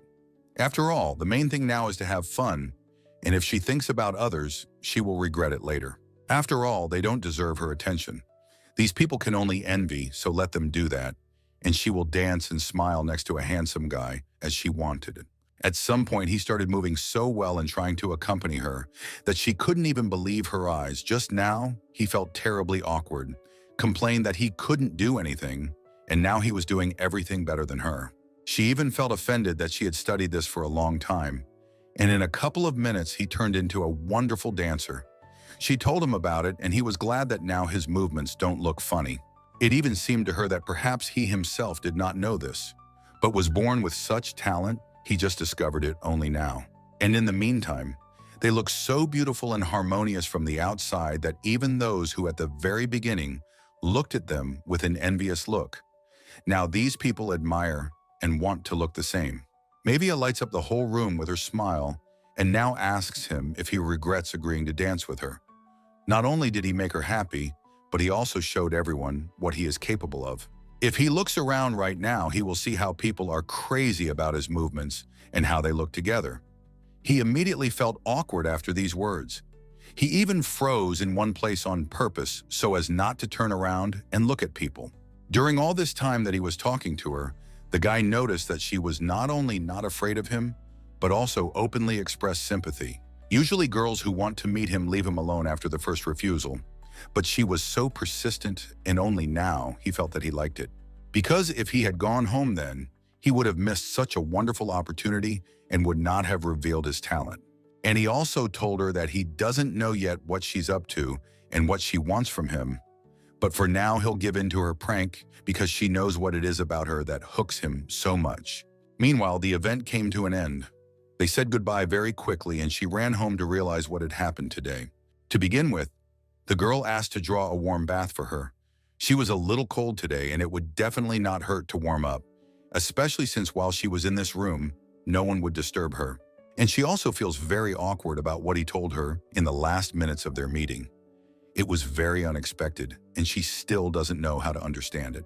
When he said that he was going to give in and play along with what she had planned, she answered him that really, even if she planned to marry him, he would make her his wife. Then she would eagerly wait for his answer and carefully watch his reaction. He then said that as far as marriage was concerned, he proposed to discuss the matter some other day. But at that time, the lady did not realize with what seriousness he said it. Her consciousness was simply in a fog at the time. It was enough for her that she had persuaded him to dance, that he had smiled at her, and for some reason she had missed everything else. She had not noticed how she had asked him these strange questions. Now she is a little angry with herself that she ruined such a wonderful moment. She could have said nothing like that, and everything would have been better, although that is not a fact. If you look at the situation from the outside, they had a normal conversation, danced, said goodbye calmly, and he didn't look like he didn't like anything. It was the other way around. Mevia didn't notice how she thought about it every free second, and also how she got out of the water and went to bed. Before going to bed, she only thought that she would sleep for at least 20 hours, and only then would she return to this matter and think about what to do next. In the end, she didn't get to sleep as much as she planned. It was just starting to get light outside, and a guest had already arrived. The assistant came and said that a person with whom she had an unfinished conversation was waiting for her in the living room. She couldn't even imagine that Duke Calacus would come. They hadn't agreed on this, and she couldn't imagine what could be so urgent that he would wake her up early in the morning. After yesterday, she literally begged him to give her 1 minute of his precious time. Now she allows herself to say that it would be better if he came a little later. Maybe she just didn't wake up and doesn't understand what she's saying. Although maybe she can be understood too. She is so tired that she hardly controls what she says to the one she recently ran after. The guy didn't respond to this at all, and then asked to call him Edith. This is his name, which few people know, but for some reason he allows her to call him that. She told him that she didn't know how right it would be, so in the near future she would address him in different ways, as it would work out. After that, he started to smile, and asked her to watch his hands carefully, and she began to think that this was definitely some kind of dream. He snaps his fingers, and a huge magic circle appears in the air, and she doesn't understand what it is and why he's doing it. The girl was even a little scared. She had no idea what he was trying to achieve with this, because so far he had only succeeded in scaring her, and she got so nervous that she started screaming loudly and several tears rolled down her face. At some point, the magic circle began to disappear, and in its place some documents appeared, which began to fall right into her hands so slowly that she had time to catch them.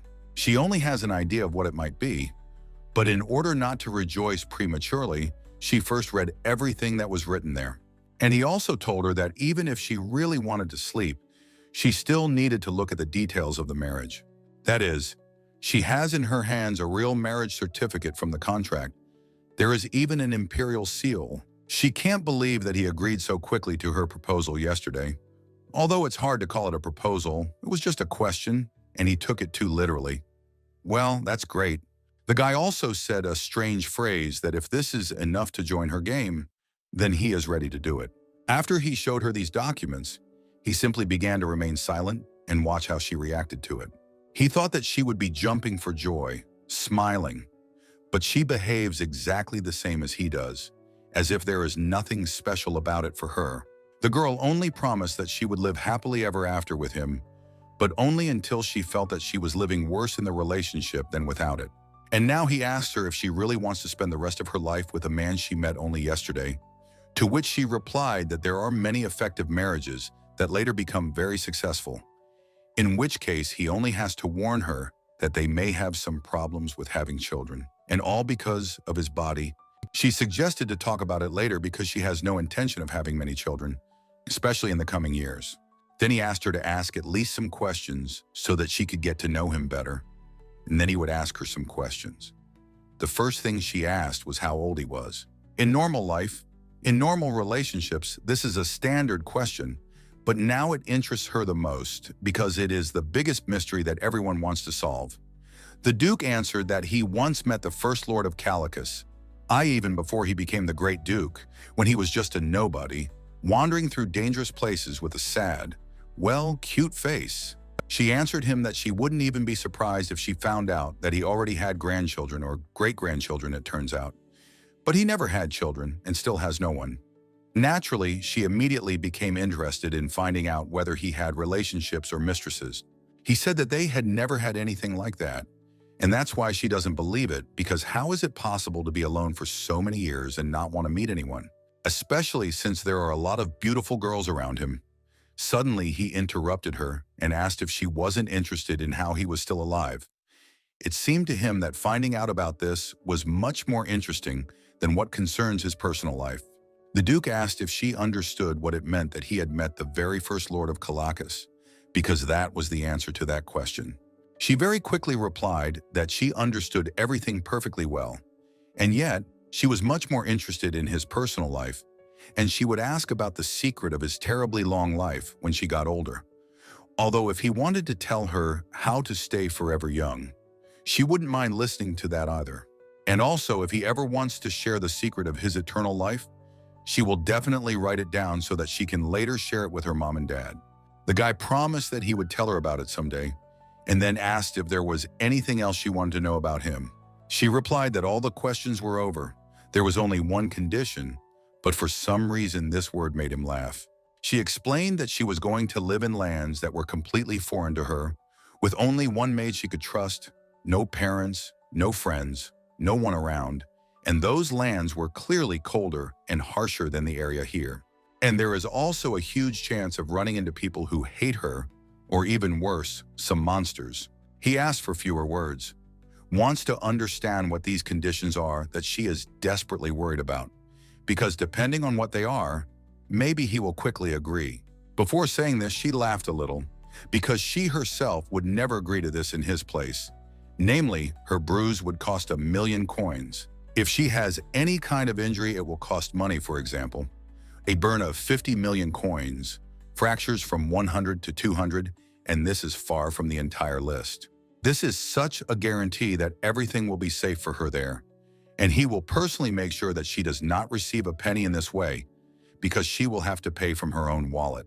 He felt very upset that she had such an opinion about his lands, and he also reacted as if it was not so at all. Mevia understands perfectly well how this sounds, but she hasn't come up with anything else yet, especially since if he thinks that he will be safe, then he shouldn't be embarrassed by such conditions. She reminded that she is not such an ordinary Grand Duchess. She will take the place that has remained vacant for too long, and someone might not like the unplanned arrival of a new government. She's not going to take this lightly. She's just asking to think of it as insurance. She's one of those who prepares for all possible outcomes of a situation and doesn't see anything strange about it. In fact, she deceived him a little now. After all, the real reason why she does this is a little different.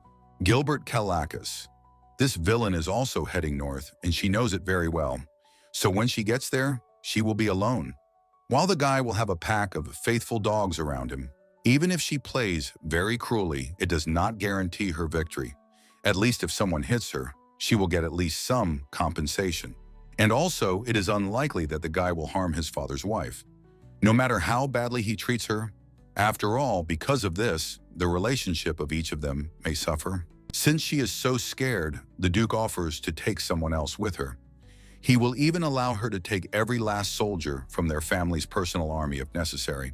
She asked why she should waste her energy if she already had an incredible husband who was much stronger than everyone else, to which he replied that it didn't seem like she trusted her husband, and she reminded him that it was only the second meeting, which meant nothing. Now that he knew her a little better, he said that she seemed braver to him before, but now she seemed more like a scared little rabbit. The girl wasn't upset. She smiled and said that the rabbit just suits her image perfectly, and it sounds good too. They were already ready to sign everything that was needed when suddenly she stood up from her seat and began to behave strangely. It was as if she felt that he was already in her trap. There was nothing more to be afraid of, and she could behave as freely as possible. He doesn't understand what's going on, and he doesn't even ask what happened to her. She was one just now, and now she's different. The girl is sneaking up on him on the table. It looks like she's hinting at something. The main thing is that with such behavior, she doesn't spoil anything now, and the contract is still signed. She might regret it very much at any moment, but in the meantime, she tells him that there is a tint of purple in his eyes, just like a sparkling purple star in the depths of the dark blue ocean. He listened to it for a couple of minutes, and then he couldn't hold back, and asked what she was saying, what was happening to her. It was as if she was high on some kind of drink, that she didn't seem like herself anymore. In the end, in order not to waste time on this, he calmly took a pen and began to sign the document, having made sure in advance that she had no other conditions. She said that she couldn't think of anything else, so he accepted everything he heard and very quickly put his signature. Then he handed the document to her, said that now it was her turn, and really hoped that this would be the end of it. He himself is already tired of sitting here. He wants to hope that she has finally calmed down and there will be no more such performances, at least for today. At one point, she was talking about how it would be interesting to know what kind of people they were who had signed the contract so that they would now sign it. The Duke asked if she wanted him to show her the place where their bodies were. She smiled, said that it sounded tempting, but perhaps she had to refuse because something told her that he could really do it, and at first she took it as a joke. Edis congratulated her on the fact that she was now the Grand Duchess of Calacas and could boldly introduce herself to people by that name. As the guy said, she became the Grand Duchess. But then why does it seem to her that she did not receive the title of Grand Duchess, but rather became part of the Demon King's army? For now, she tried not to think about it. She was happy with the fact that he was very handsome, especially since if she didn't like something, there would always be the option to break up. Probably. Now, she is interested in when they will return to the estate. After all, it is necessary to arrange a new room, move things, and this is the smallest part of what needs to be done. He was ready for this question, so he offered to do it anytime she wanted. And of course, she hinted that she would like to go right now. Then she laughed and explained that it was a joke. After all, before leaving, she needed to say goodbye to her parents and talk to them. It seems to him that there are other people who want to say goodbye to her. Besides her parents, Mavia did not understand who they were talking about, and suddenly there was a knock on the door. Assistant Sarah came to them. The lady allowed her to enter, and as expected, the girl apologized for interrupting their conversation. But a letter arrived from Lady Monica, and she thought that she should immediately inform her about it. The girl was surprised that the letter arrived at such a time, and thought that perhaps it was because of what happened that day when Gilbert attacked her. More interested in Gilbert than the Grand Duke. And that's a fact. It must be interesting. Why does she hate Gilbert so much that she calls him bad names? Written, I may have been a little rude last night, but considering the risk I took to protect the lady, I feel I deserve to know what happened. Also, I would like to personally invite you to my ball at your convenience. Of course, even if a natural disaster happens, I am sure that Lady Mavia will attend my birthday. The Duke asked if it was urgent, to which she replied that no. Monica just wanted to give her an invitation to her birthday. Mavia decided to answer her later because it was not so urgent to deal with it right now, at such a time. And then the assistant hinted that perhaps the lady should hurry because the man who brought this letter said that Lady Monica set out on her journey following the letter, which means that she will be visiting very soon, perhaps even in a few hours. It's strange that if she was going to come anyway, then why was it necessary to ask for a convenient time for the meeting? The Duke even suggested going to a place where she could hide, to which she replied that if it was the Grand Duke's estate, she would probably refuse, since she would not want to meet his eldest son. He even promised to take care of it if that's the only problem why she doesn't want to go there. The girl smiled. She said no. It's okay, because if he intends to take care of it, she doubts that this place will remain on Earth later. He didn't like that she didn't give him the opportunity to take care of her. After all, they are already husband and wife. At least they have a signed agreement about it. In the end, she suggested continuing this conversation in the living room because it seemed that he was not her only guest today and she needed to prepare for this. He immediately agreed, suggested going there right now, and also looked at her cute sleepwear and became interested in what her everyday clothes looked like.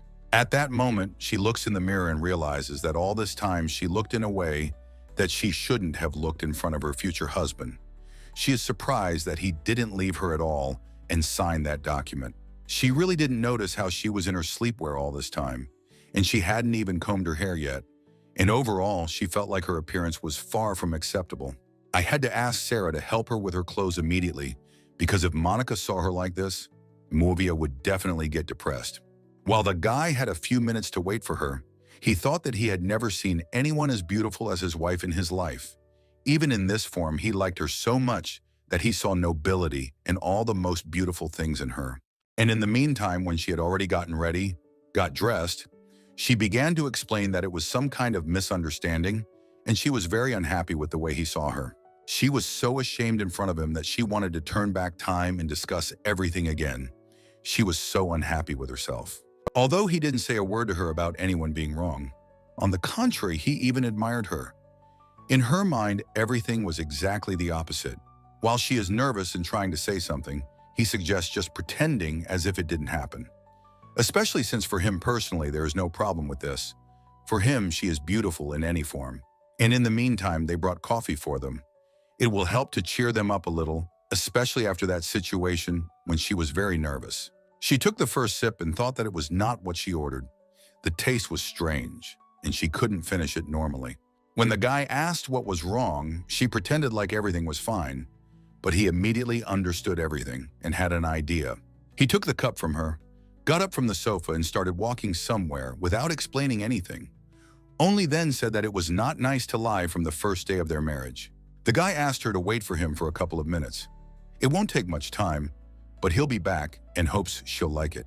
Mevia has no idea what he's up to. It looks like he wants to remake the drink or do something she's never tried before. He's already in the kitchen, got all the necessary ingredients, started chopping something, opening something, mixing, and his wife is already peeping at him. She couldn't resist following him, slightly opening the door and trying to be as unnoticeable as possible, at least as much as possible, because she doesn't think he'll be too upset when he finds out that she saw everything. He put on a special apron to avoid getting dirty, tied it tightly and got down to business. This already looks very intriguing. First, he started to cut the chocolate into small pieces. As a result, he got a big bowl of chopped chocolate. Next to the same bowl, there were fresh strawberries, and her girlfriend really loves strawberries.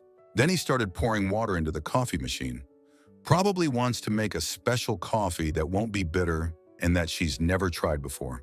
So he got an incredible strawberry latte. It looks absolutely amazing. And he also decorated it with berries and teddy bear cookies, as if he knew that she even had such a favorite toy. When the girl realized that he was almost finishing, she quickly returned to the table and waited for him for literally a couple of seconds. He brought her this drink, wished her a bon appetit, and she doesn't even know how to react to this. She has never seen anything more beautiful. This is a real work of art and, of course, much better than what her assistant brought her. He believes that she will appreciate his efforts. He once loved to make such drinks for himself and still remembers several recipes. She says that if he gives her such surprises every morning, he will become the best husband. Meanwhile, Mevia tasted it and said it was the most delicious drink she had ever tasted in her life. He made it even better than the Imperial cooks in her estate. She loves every ingredient he added here and doesn't understand how he got her preferences right. This was exactly the reaction he expected from her, although she already knew that his drink would definitely not be worse than the one she tried first.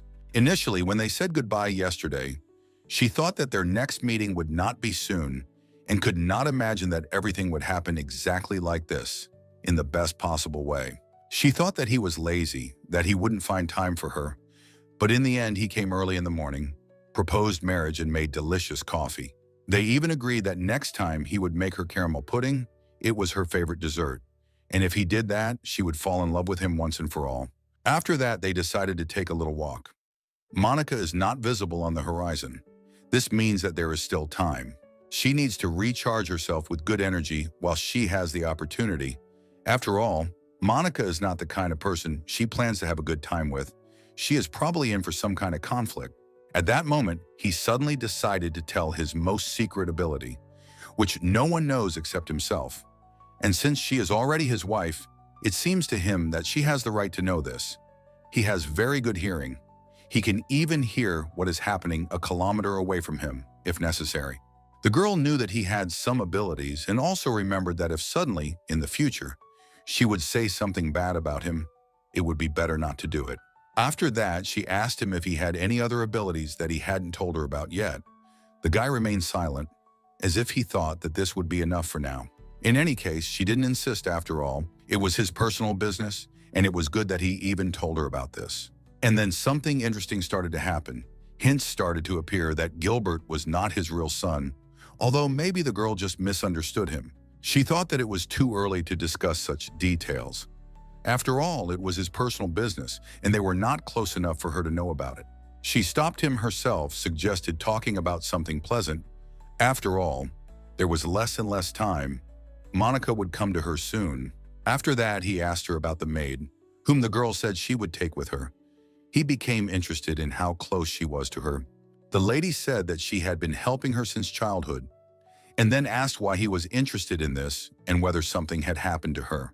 At first, the guy thought about not talking about it, But then he started hinting that it looked like his son wanted to catch her. It is not yet clear where he got this information from, but he tells it in such detail as if he saw everything with his own eyes. But if this is so, then why didn't he help her? It was somehow like this, so that they would let her go. She was ready to tell everything that was needed about her mistress. They even asked her if she could betray her so easily. Well, she answered that, of course, she was an ordinary maid and not her friend. Moreover, her salary is not that high. After that, they simply asked her not to shout, but she continued to talk to them. Some man came up to her and started asking her to tell about her mistress, slowly, and all the most interesting things. She told what was closer to her than anyone else. And it would not be an exaggeration to say that she knows literally everything about this person. So much so that she knows her weaknesses and what can harm her body in a matter of seconds. One might think that she would really betray her, but in fact, the assistant did everything very sensibly. She told them the facts that would not particularly help them. For example, that the lady does not know how to whistle. These people really thought that they were about to learn something interesting. They asked to name the very ingredient that could take her life, but Sarah still doesn't give in and isn't going to follow their lead. She told them that Mevia sleeps very soundly in the mornings, then asked how important this information was and almost laughed. Then she added that the girl hates sweet potatoes, cucumbers, onions, and tomatoes, after which the villains realized that it was useless to communicate with her. They called her and her mistress crazy because there is no other way to call it. Her face has two sharp objects and she still dares to joke. They thought it would be a little different.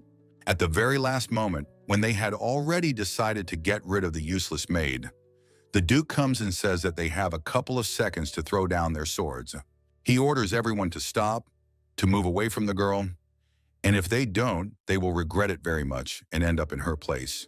The guy started using his strength because otherwise the maid can't be saved. They can't trust that person, so they have to do only this with him. The power of that person has weakened, the assistant is safe.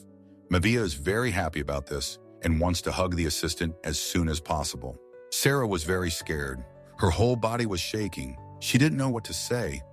And the lady just asked her not to worry because everything was fine now. They started hugging. It was obvious how worried the girl was about her, and in order not to stand there for long, she suggested that they quickly return home. Before this, she turned to Marquis Cullen and reminded him that she had told him something before, and if he hadn't remembered, she could repeat it. That the rope he is holding on to is a rotten life preserver that will soon be unable to help him, and he will be left on his own. He doesn't want to stay here for long. He understands that it's better not to joke with these people. So while he had the chance, he quickly got up and ran away from them. The guy called all his accomplices to follow him. There were several of them, and in a couple of seconds they were gone. When they had already run away, the girl wondered if they had made a mistake in letting them all escape and asked the guy about it. He replied that there was no need to worry about it at all because everything was fine, especially since he already knew exactly who ordered the kidnapping. And in the meantime, they are already riding home in a carriage. But for some reason, they have a strange situation. Everyone is silent as if they have some kind of problems, although everything seems to be fine. Sarah is silent. She doesn't even look in the direction of the lady, but before she was very talkative, and this is not like her at all. The lady still understands her well, even though she has no injuries. That situation will remain a trauma for her for the rest of her life. And she also thought that, perhaps, in her place, she would have kept silent now in exactly the same way. As soon as she said that she would make sure that today's incident was counted as a work-related injury, and since servants usually get a pay raise for that, Sarah immediately became pleased. She thanked the lady and began to behave as if a second ago she had not been sitting there in a bad mood, as if she was being taken to some kind of punishment. And in the meantime, as soon as they returned back, the girl came to talk to the lady and she offered her a cup of tea. And after that earlier, she said that she felt that the lady came to talk about the kidnapping of Sarah. Mevia was surprised and asked how she knew about it. The lady replied that everything was very simple. There was nothing that was happening in the capital, and they didn't know about it. If so, Mevia said that she probably knows that she is going to go north. The woman knows this fact, but she does not know what time it is. The lady said that it will be in the evening. She is moving to the residence of the Grand Duke. First, he will have dinner, then he will collect all his things and will definitely say goodbye to everyone, as is proper. Mom also said that since the girl had already made her decision, she couldn't stop her and wanted her daughter to know that she would constantly worry about her. She understands that her daughter is not telling her everything for some reason, but she only wants to hear one thing, that she is fine and nothing serious has happened. The lady mentally apologized to her mom and dad. She herself didn't think that everything would turn out like this, but there was no time left. The catastrophe that would happen in the north could only be prevented in this way. Time flew by very quickly. They had already had dinner, talked, helped her pack her things, and now the carriage is already in the yard. The woman can't believe that Mavia is really leaving. She really wanted to stop her, but she understands that she is already an adult and has the right to decide for herself what to do. When the parents were sad about this, an assistant came to them, apologized for interrupting their conversation, but she came to give them something from their daughter. She asked to give it to them when she left. She left some letter for them. Her father said that it seemed like she understood that they would be worried and left it for that case. In the letter, the girl wrote, "To my dear dad and mom, since I'm going north, could you please put some pressure on Cullen's business for me? It's enough for him to go bankrupt and work in a mine. Thank you very much. Love you, Mom and Dad. I will invite you to the north every season, spring, summer, autumn, and winter, so please don't be too sad. Anas for Mom." The parents thought that their daughter didn't understand how far they would be from each other and where the north was, and even more so how expensive it was there. But then the woman said that this is what they were earning money for. So it wasn't something they needed to worry about after all. For their daughter's sake, they shouldn't feel sorry for anything. The man suggested simply trusting fate and, of course, their son-in-law, who is now responsible for their beautiful Mavia. After all, he is the one their daughter chose, and they should accept her choice completely even if they don't like something. Meanwhile, the girl and her assistant had already met the sunset, admired the beautiful views, and after that, the sky was no longer so beautiful, but still not bad. There was fog outside, a light rain, a light wind, but they didn't even notice it because they were talking a lot. The road is not the easiest. There is a mountainous area here, and to travel a long distance in a carriage, you need a lot of patience. The main thing is that no problems arise along the way. And even if they get there safely, no one knows. Maybe they'll give her bread that's as hard as a rock or make her assistant clean with ice-cold water. Maybe it tries to calm herself and her assistant. She says she doesn't think it will come to that, although it is true that they can't expect a warm welcome for the unplanned Grand Duchess. In any case, it can't be too terrible there. They've been through a lot and nothing can scare them anymore. A little time passed, only half an hour, and now they have arrived at the place. This is the residence of the Grand Duke of Kalakis in the capital. You can see how majestic this place is. There is a special energy and atmosphere here that can be felt a kilometer away. They were supposed to leave calmly. They were already met by the owner of the estate and his servants. But as usual, something went wrong. Their suitcase with things fell very loudly. The assistant started to pick it up, and she was already embarrassed in front of them all. Despite this, she was still greeted properly, shown respect, and it was very nice. Although nothing like that happens, the girl, for some reason, feels an unpleasant atmosphere, as if she is not welcome here, although maybe she imagined it. It turns out that it was not the owner who came out to her, but the temporary manager of this residence. He also wanted to greet her, but it is strange that he also emanates not the most pleasant energy. She also told him that she was glad to meet him, although inside she had a feeling that she should be careful with these people. At that moment, some guy started to break out of the crowd. He asked for a little attention because he wanted to say something. It is clear that he is very worried, and surprisingly, there is nothing bad about him, rather the opposite. First, he apologized for making a lot of noise. Then he introduced himself. His name is Procyon. He became a knight only this year, and since Vega will always be busy, he doesn't mind accompanying her from this day on. The assistant already says that she likes this knight, at least unlike all the others. He has at least a little emotion. He also turned out to be the bravest, for which they immediately began to beat and push him, because all the others also wanted to offer their candidacy. But because of him, they did not have time. One of them started yelling at everyone else. What kind of behavior is this right in front of her ladyship? But Prostian doesn't care. He is ready to endure and humiliate himself because he already got his. And he also said he had a surprise she couldn't refuse. This place with the best sunlight, moonlight, and morning dew. Not too high, not too low. Perfect third floor. And also a bed, better than which you definitely won't find in the huge house. He prepared for her arrival better than anyone else, so he thinks that she won't find anyone better here than him. He told her so many things. He had no doubt that she would choose him. He had already offered to look at the room, and she went and said that she probably had to refuse. The guy didn't understand how that was possible and was very upset. While the girl is already resting, the guy is thinking about what to do for her tomorrow so that she will have a good impression. He is worried that she might not like something, although he did everything on his own even more. But everything did not turn out the way he would have liked. He smiles as he imagines how she is probably fast asleep in her pajamas. He would really like to come to her, but he considers it unnecessary. She might take it the wrong way. This is only her first night here, and there is still a lot of time ahead, and now he decided not to rush. The guy just approached his bed when something inside literally turned his body towards the door, and his heart began to tell him that he should see her. He understands in his head that at this time, she is definitely already asleep, and if he enters the room, she might get so scared that she will go back. So he very quietly and carefully entered the room. Didn't even knock, and it already seems to him that he made too many mistakes. But since he was already here, he decided not to doubt and just act. You never know.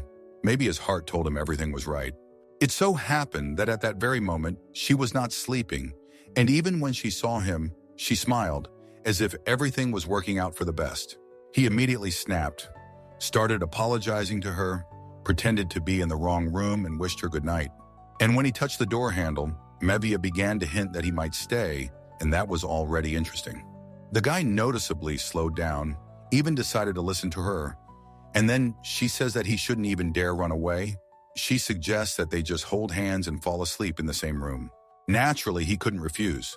Calmly lay down next to her on the bed, and so that she wouldn't think anything extra, he even turned away from her. He feels very awkward, but at the same time, he wants to behave as casually as she does. But somehow it doesn't work out, and in the meantime, the lady is already hinting that it would be nice to at least somehow touch each other. And since they are already married, there is nothing wrong with being closer, especially considering the situation when they are in the same bed. And she also offers to answer each other's questions. They promise to answer honestly to everything that interests him.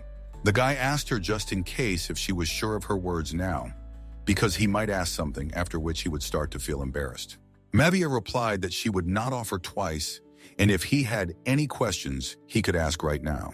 Instead of asking some question about the relationship or something like that, he started asking how she managed to overcome Gilbert back then, because for him it was still something amazing. In his opinion, such a level of skill would be too difficult for the average person, and he feels that he knows too little about it. She answered this question by saying that, in fact, she had recently simply drunk the devil's blood, made a contract with him, and received his blood. It was all very honest or fair and with the proper conditions that suited everyone then. That's her whole secret. He tells her that he never thought that his wife would be somehow connected with the devil, and the girl began to reassure him that he had not quite understood her correctly. It was an ordinary deal, nothing more. She also said that in exchange for guarding his grave, she received blood and then she was just lucky with it, and she also doubts that she will be able to use it next time, and her body is unlikely to withstand it. After that, he became interested in listening to what she could tell about the devil with whom she had made a contract, because this topic had always been very interesting to him. Mevia had no problem telling that it was someone very old, and he also said that he was an ordinary person. It's so incredible for him that he listens to it as if he had returned to us many years ago and was listening to some fairy tale and could not tear himself away from it. Mevia suddenly asked him to move closer and extend his ear to her for a second so that she could say something. He heard her, was very surprised, as if she had just told him something that couldn't be true. So the guy asked her to repeat it. You never know. He really had heard her wrong. It turns out she asked him to name his parameters and describe what his ideal girl had always been. preferably in all the details. And after that, she said that today is their first wedding night, and it seems to her that such questions are quite appropriate. At that very second, he wrapped her in a blanket, asked her to go to bed, as if he was embarrassed, although he himself would probably not be against discussing it if they knew each other better.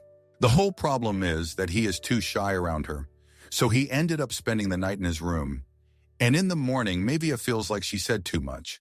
At some point, when she was getting her hair done in the morning, he came in without knocking and said he wanted to help. He took the comb from the assistant, said that he would do everything himself, and the girl did not even resist. If that's what he wanted, let him do it. After that, he gently took her silky pink hair and began to comb it slowly and carefully. At the same time, he sometimes looks at her in the mirror to meet her gaze, and she still doesn't understand how to understand all this. First, he runs away from her in the middle of the night, and now he comes back as if nothing happened and does her hair. Judging by his behavior, it feels like it's like, since we got married, you're mine, and I'll do whatever I want with you. Now she's even interested in how far he'll agree to go if she asks for something. The guy always wears only black. She already wants to offer him clothes of a different color. While she had time to look at him, she noticed some features. He has such light skin that any shade would suit him. Brown suited him very well. He would also look good in a blue suit, which perfectly matches the color of his eyes, although a brown one would be better. And she also had a good idea to add a pink accent to his look, so that it would look harmonious when they appear somewhere together. At that moment, she decided to ask him why it was that he only wore black, to which he replied that it was simply too tiring for him to choose any colors, especially since he had problems with it. It was much easier to dress in black and not bother. After that, they changed the subject very abruptly, talking about how before leaving for the north, they needed to put on matching outfits and meet their parents. A couple of hours passed. The girl walked around the area and decided to look into the kitchen, where she met someone. She came closer and saw that the assistant was cooking and doing it himself without cooks or other assistants, although she did not ask him to do so. Suddenly, he says to himself that this time he will prepare a dish that will please Her Grace the Grand Duchess. She knew he might be scared, but she still apologized for distracting him and asked how he was doing. He was actually a little scared, and after that she asked why he was cooking here, since he was a knight and no one could ask him about it. The guy is a little embarrassed. He doesn't know how to tell her correctly because he doesn't want to ruin the surprise. It turns out that the problem is that there really aren't enough cooks in the residence. Most of the Grand Duke's servants couldn't stand the young master's antics. He simply kicked some out and destroyed others for the slightest mistakes. In that case, she told him that since the circumstances had turned out this way, she could now calmly assign him tasks. He didn't even have time to answer anything, as she was already asking him to cook the meat and make it so tasty and aromatic, so that the smell of the finished dish would soak into her clothes and it would be impossible to wash it off. The knight had never received such an order and does not imagine how possible it is. Usually, he just wants to make something tasty and doesn't understand what needs to be done to make it smell really strong. And in the meantime, she asked where she could find the young gentleman, to which she was told that he was now in a separate pavilion, away from the main building. She just wants to bring him lunch in person, even though she knows that just the sight of her could send him into a frenzy. Mavia had just opened the door to his room when he immediately felt her energy and rose from his chair as if he was ready to push her out by force. After that, he asked in a terribly angry voice what she was doing here and who invited her here, hinting that she didn't belong here. The lady asked with a smile that although she was not his biological mother, did he not think that he was now crossing all boundaries? And after that, she reminded him that they were going north on the weekend, and from that moment on, she, as a foster mother, would take care of him properly. And she also plans to deal with his cute habit of picking at food, while acting as if he is not an evil guy in front of her, but a little boy who is not to be afraid of. Maybe had just told him about the food, he took it and threw it all on the floor, and also said that he didn't order anything. At that very second, the assistant who heard the sound bursts into the room, remembering that she might be here, came to check everything. The guy immediately saw the food on the floor, so this time he decided not to hold back and said what he thought. At first, he thought about how best to formulate the phrase, and then decided not to bother and said it as it is.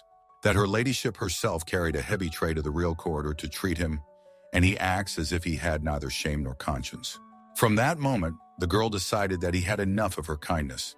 She returned to her room and began to open some box, and her assistant already understood what the lady was going to do. She even tries to dissuade her because she doesn't think it's a good idea, especially since she decided to do it emotionally.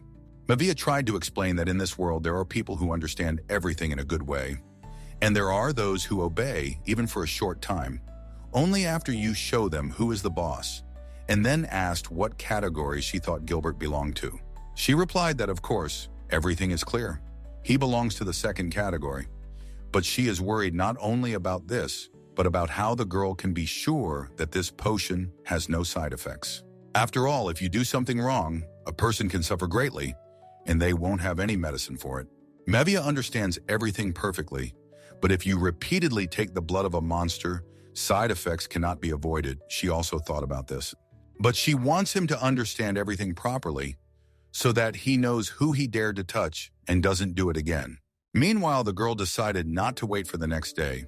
She did everything as soon as she thought about it. She drank it all to the last drop, then thought that she needed a partner, at least so that she wouldn't be bored. She asked Edis not to ask unnecessary questions, just to do what she says, and, if necessary, to back her up. All she told him was that he needed to finish something before the medicine wore off, but he still didn't understand any of it. They climbed onto the roof of some building and started looking at the territory, and there was some commander who was indignant and shouting at his subordinates. He was indignant that they dared to ask for a reward, although at the same time they could not carry out their orders normally. He treats them as if they were not living people, but some kind of robots that can work without days off and carry out any order.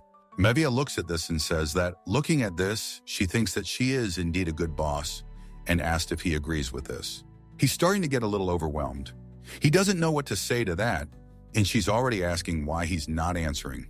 After remaining silent, he thought that it was time for them to go down, gave her his hand and asked her to trust him, at least now. Immediately after that, after a couple of seconds, she teleported to the place where these people were. She greeted Turner and saw that he clearly did not expect to meet her here. The man asked what she was doing here and how to understand all this, because at such a time she should be in her room. To which she replied that he addressed her as Mavia, and she did not know such a person and had not heard such a name. He didn't understand what it meant and started saying that if she came because of the recent incident, then he wanted to explain that he was just following Gilbert's instructions, and that's all. She told him that she understood everything perfectly, but he should have come to her. But he didn't, and she also came closer to him, grabbed him by the jacket and added that the rumors that he was beaten by the maid were too humiliating, smiling as if they were talking to him nicely. Mevia grabbed him so hard that he couldn't get her hand away no matter how hard he tried and resisted. She didn't really listen to him, hit him very hard twice and said that the first time was for her cause and the second time for the Reina. After that, she turned to those two guys and asked them to fill in how his boss gets beaten by one weak maid. And she also asked to remember something once and for all. She is not a Mevia, but a very ordinary servant. This is in case someone asks about this situation. Immediately after this, Edis joined her. He asked if everything was okay, and she replied that almost. Here she has already finished faster than she thought. But that's not all. The guy offers to go somewhere else and promises that she will like it. And in the meantime, while those three were trying to move somehow, a guy came up to them, turned to Callan, and asked why he didn't follow his instructions. That was the last thing he needed right now. He got so angry that he started saying everything he thought and also asked not to treat him as if he was his servant. He is not going to obey Gilbert anymore because nothing good comes out of it. He only suffers and does not have time to cope with problems. At this moment, the girl and the guy are on the roof again. They are observing the situation. The girl calls Gilbert her son and even now for some reason laughs, although nothing funny is happening. The guy advises her to return home as soon as possible, and she asks why he thinks so, especially since she didn't plan to return. Edis didn't explain anything. He began to insist that she go to bed anyway, and he was ready to take her. And what about him? He is going to finish here, and then he will also return to the room, but he does not promise that it will be soon. And it also seems to him that his hands will end up covered in blood because, firstly, he has a strong desire to punish someone, and secondly, there is no other way. Meanwhile, the next day came. Gilbert was covered in abrasions, bruises, he had one eye bandaged. He called his assistant and asked what was happening in the main building now. It was too noisy there early in the morning, to which the assistant replied that the ducal couple would visit the Marquis's mansion today. And Her Highness the Duchess also asked me to be sure to convey something to the young gentleman. It was a varied breakfast, which he didn't even want to look at. Then out of habit, he asked to throw it all away somewhere. But the assistant insisted that he first read the note, which said that being picky about food is usually punished, son. And in the meantime, as the girl had planned, she and her husband arrived at the Marquis Morgan's mansion. Today the weather is wonderful, as if even it hints that today will be a good and calm day. The parents are very happy to see them. They immediately thank them for the fact that these two found time for them, although they understand that this could cause problems. The guy's a little nervous, but he behaves very decently and says that he is glad to meet officially, and finally, this moment has come. My daughter asked how they were doing here, what was new with them, and they thanked me for my concern and said that everything was fine with them. The woman remembered that they had everything ready so they could skip the street and go straight to the table. The girl didn't even have time to answer. At that moment, she noticed the strange faces of her parents, and this made her very wary. They look at them strangely, as if they are trying to take a closer look at their son-in-law. Or maybe they are also just worried and feel awkward. Here they are all at the table. There are so many different dishes that it is impossible to decide and choose just one. This seems like a real test. It would be easier if everyone had their own portion and didn't have to decide. Mevit sits and thinks that everything is turning out somehow too awkward. Okay, Edis. He wasn't particularly talkative before, but for even the parents to remain silent, that hasn't happened for a long time. And she also doesn't know how to diffuse the situation and make everyone feel comfortable. She was ready for this, but for some reason, everything is happening somehow harder than she thought. A little more, and the lady will be very upset. She is offended that no one even tries to talk about anything. For the sake of decency, there is complete silence at the table, as if there is no one in this room. At some point, in order to at least have something to do, the guy started putting different kinds of food on her plate. Although just recently there was a situation when he heard perfectly well that she didn't like sweet potatoes, cucumbers, and potatoes.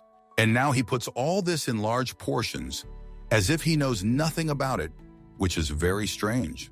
The girl thinks he's just confused or doing it on purpose. But if that's the case, then that's too much. Her thoughts at that moment: as soon as I try to put this on my plate, a divorce is immediately filed, and as luck would have it, he puts on more and more.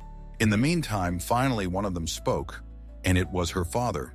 He first asked if he remembered correctly that they were planning to leave on the weekend, and her mother then added that the lady from Elaine's house was still looking for a meeting with her. So before leaving, it would be right to say goodbye to her properly. Mevia realized that since Mom herself brought it up, it meant that Monica had come more than once, that's for sure. And in the meantime, evening came, and when it was time to say goodbye, the girl's father decided to say one last thing. He says that now he trusts him with his daughter, and is not going to hide that they used to worry about hearing various rumors. But now he sees what kind of person he really is, and today they were convinced of this. Father believes that Edis will always take care of Mevia, as he does now, as he does himself. One can only hope that this is all absolutely sincere. Meanwhile, they are already in the carriage. Mevia thought about how Edis said that he even met with the first head of the family, and this means he lived for at least 500 years. But the question arises, why is he still not married? Because if you look at it objectively, her husband is truly a real treasure. At that moment, she wanted to ask him one question. Is this really his true character? He didn't quite understand what she wanted to know by this, to which the girl replied that he was so attentive and kind to this day. Although she thought that over time she would see the real him, the one who was much worse than the one she first knew him as. He tells her that she is the only one who values him so highly, and that he is very pleased to hear this. She answered him that probably everyone else just didn't know him well, or didn't even try to find out. The guy said that he was only happy to be the way she liked him, and also asked her to tell him what he needed to do more often to make her happy. The girl asked him to just smile more often with all his heart, and she in turn will try to be there to give him joy. And in the meantime, they are already in the north and he really wants to show her something. They stopped specially for this and came to one place that she will definitely remember for a long time. He said that when he was traveling to the capital, they came this way, and he remembered this view. In the northern lands, you don't often see such beauty, so he really wanted her to see it too. In the crescent moon of Esmeralda, Calicus from the house of Elaine always remained impenetrable. The only facial expression he allowed himself conveyed contempt or discontent. These were only negative emotions. Few people know that Edis was not cold from the beginning. He just lost his smile because of someone. One can only guess who could have done the same to this person so that he became like this. When the heroine of the novel, Mavia, arrived in the north alone after her wedding with Gilbert, a huge fire was raging in the north. The reason was that the main character of the novel, Rahan, having run away from home, accidentally removed the seal from a powerful monster. After this, Rahan, due to a sense of guilt, changed completely, literally beyond recognition, once and for all. Meanwhile, they have already arrived in the village, and so far at first glance, everything is fine here, so you can calm down. The girl was afraid that they wouldn't have time to arrive before the very thing she was so afraid of happened. She didn't talk to her husband for a long time, decided to talk to him, but he didn't seem to notice her. He was apparently thinking about something, so much so that she had already repeated his name 10 times, but he hadn't heard anything. And when he answered, he admitted that he was already doubting whether it was the right decision to bring his wife to this place. Everything that is around here is very unusual for her. Even the air here is different from what it is in the capital. There are some gloomy houses here, different buildings. She has never seen this either, so for now, it is like an adventure for her, but she would definitely not live in such an area. She had an idea that maybe an octopus monster had appeared here recently and doused the castle with water because that's what it looked like. He immediately said that he couldn't promise that it would be better inside, so he didn't even know how to console her. Suddenly, she would want to leave here right away. She answered him that she was not as timid as he thought. Moreover, she was glad that they returned before the entire north burned down. No one told her that it would be so cold here, although she could have guessed it herself. Very unexpectedly, cats started to approach her. Although it is strange that there are such gentle animals here, which it would seem cannot be in such conditions. There are so many of them that she immediately wanted to shelter them all in the house so that they would not freeze, although their bodies were probably already accustomed to this climate.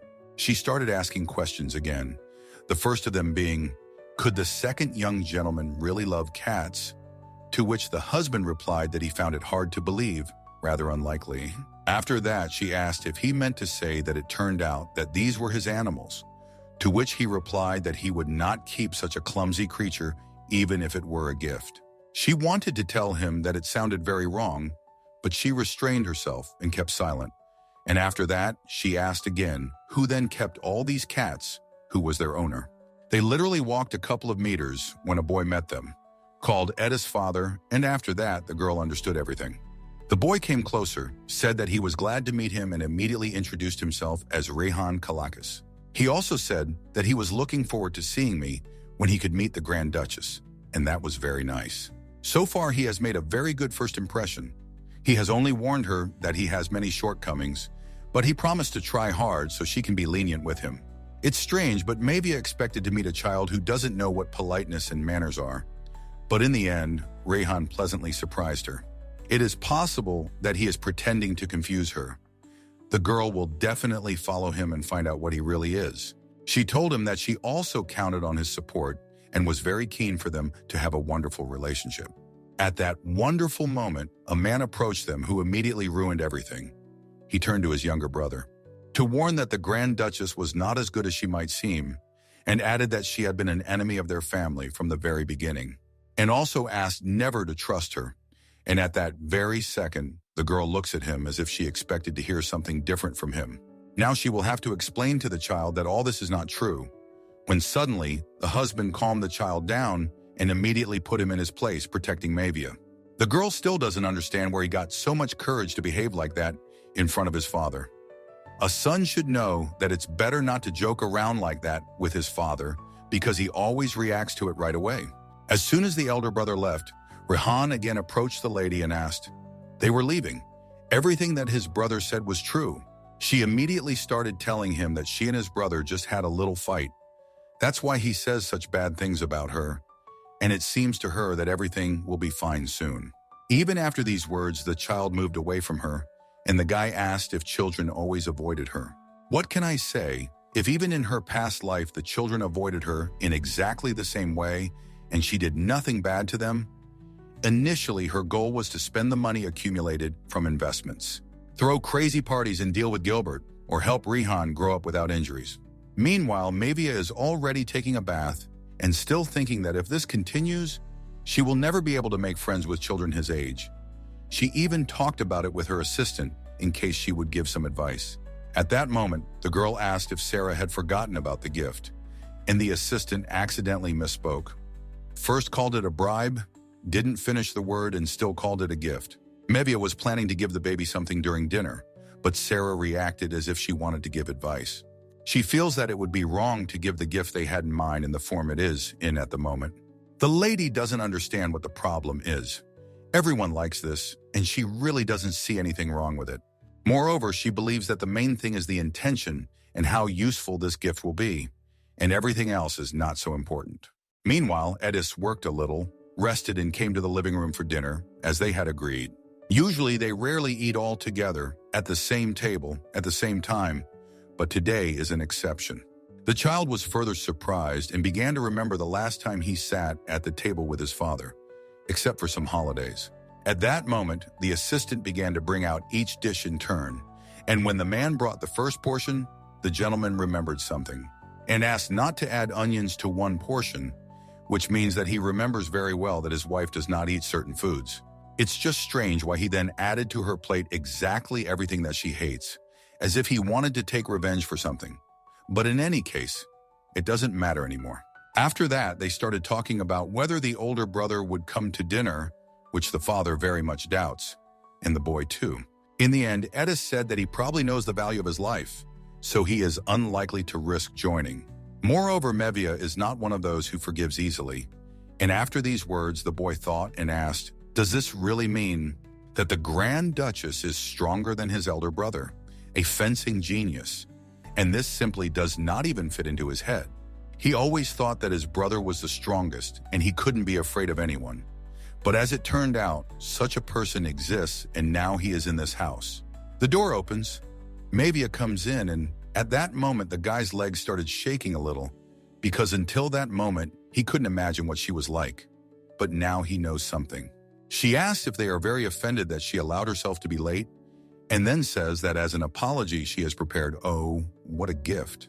Then she put this box on the table, said that he could open it right now, or maybe in his room, so that no one would see it. He wanted to do it right now so much that he decided not to put it off until later. But he was still a little scared. After all, it was a gift from the Archduchess.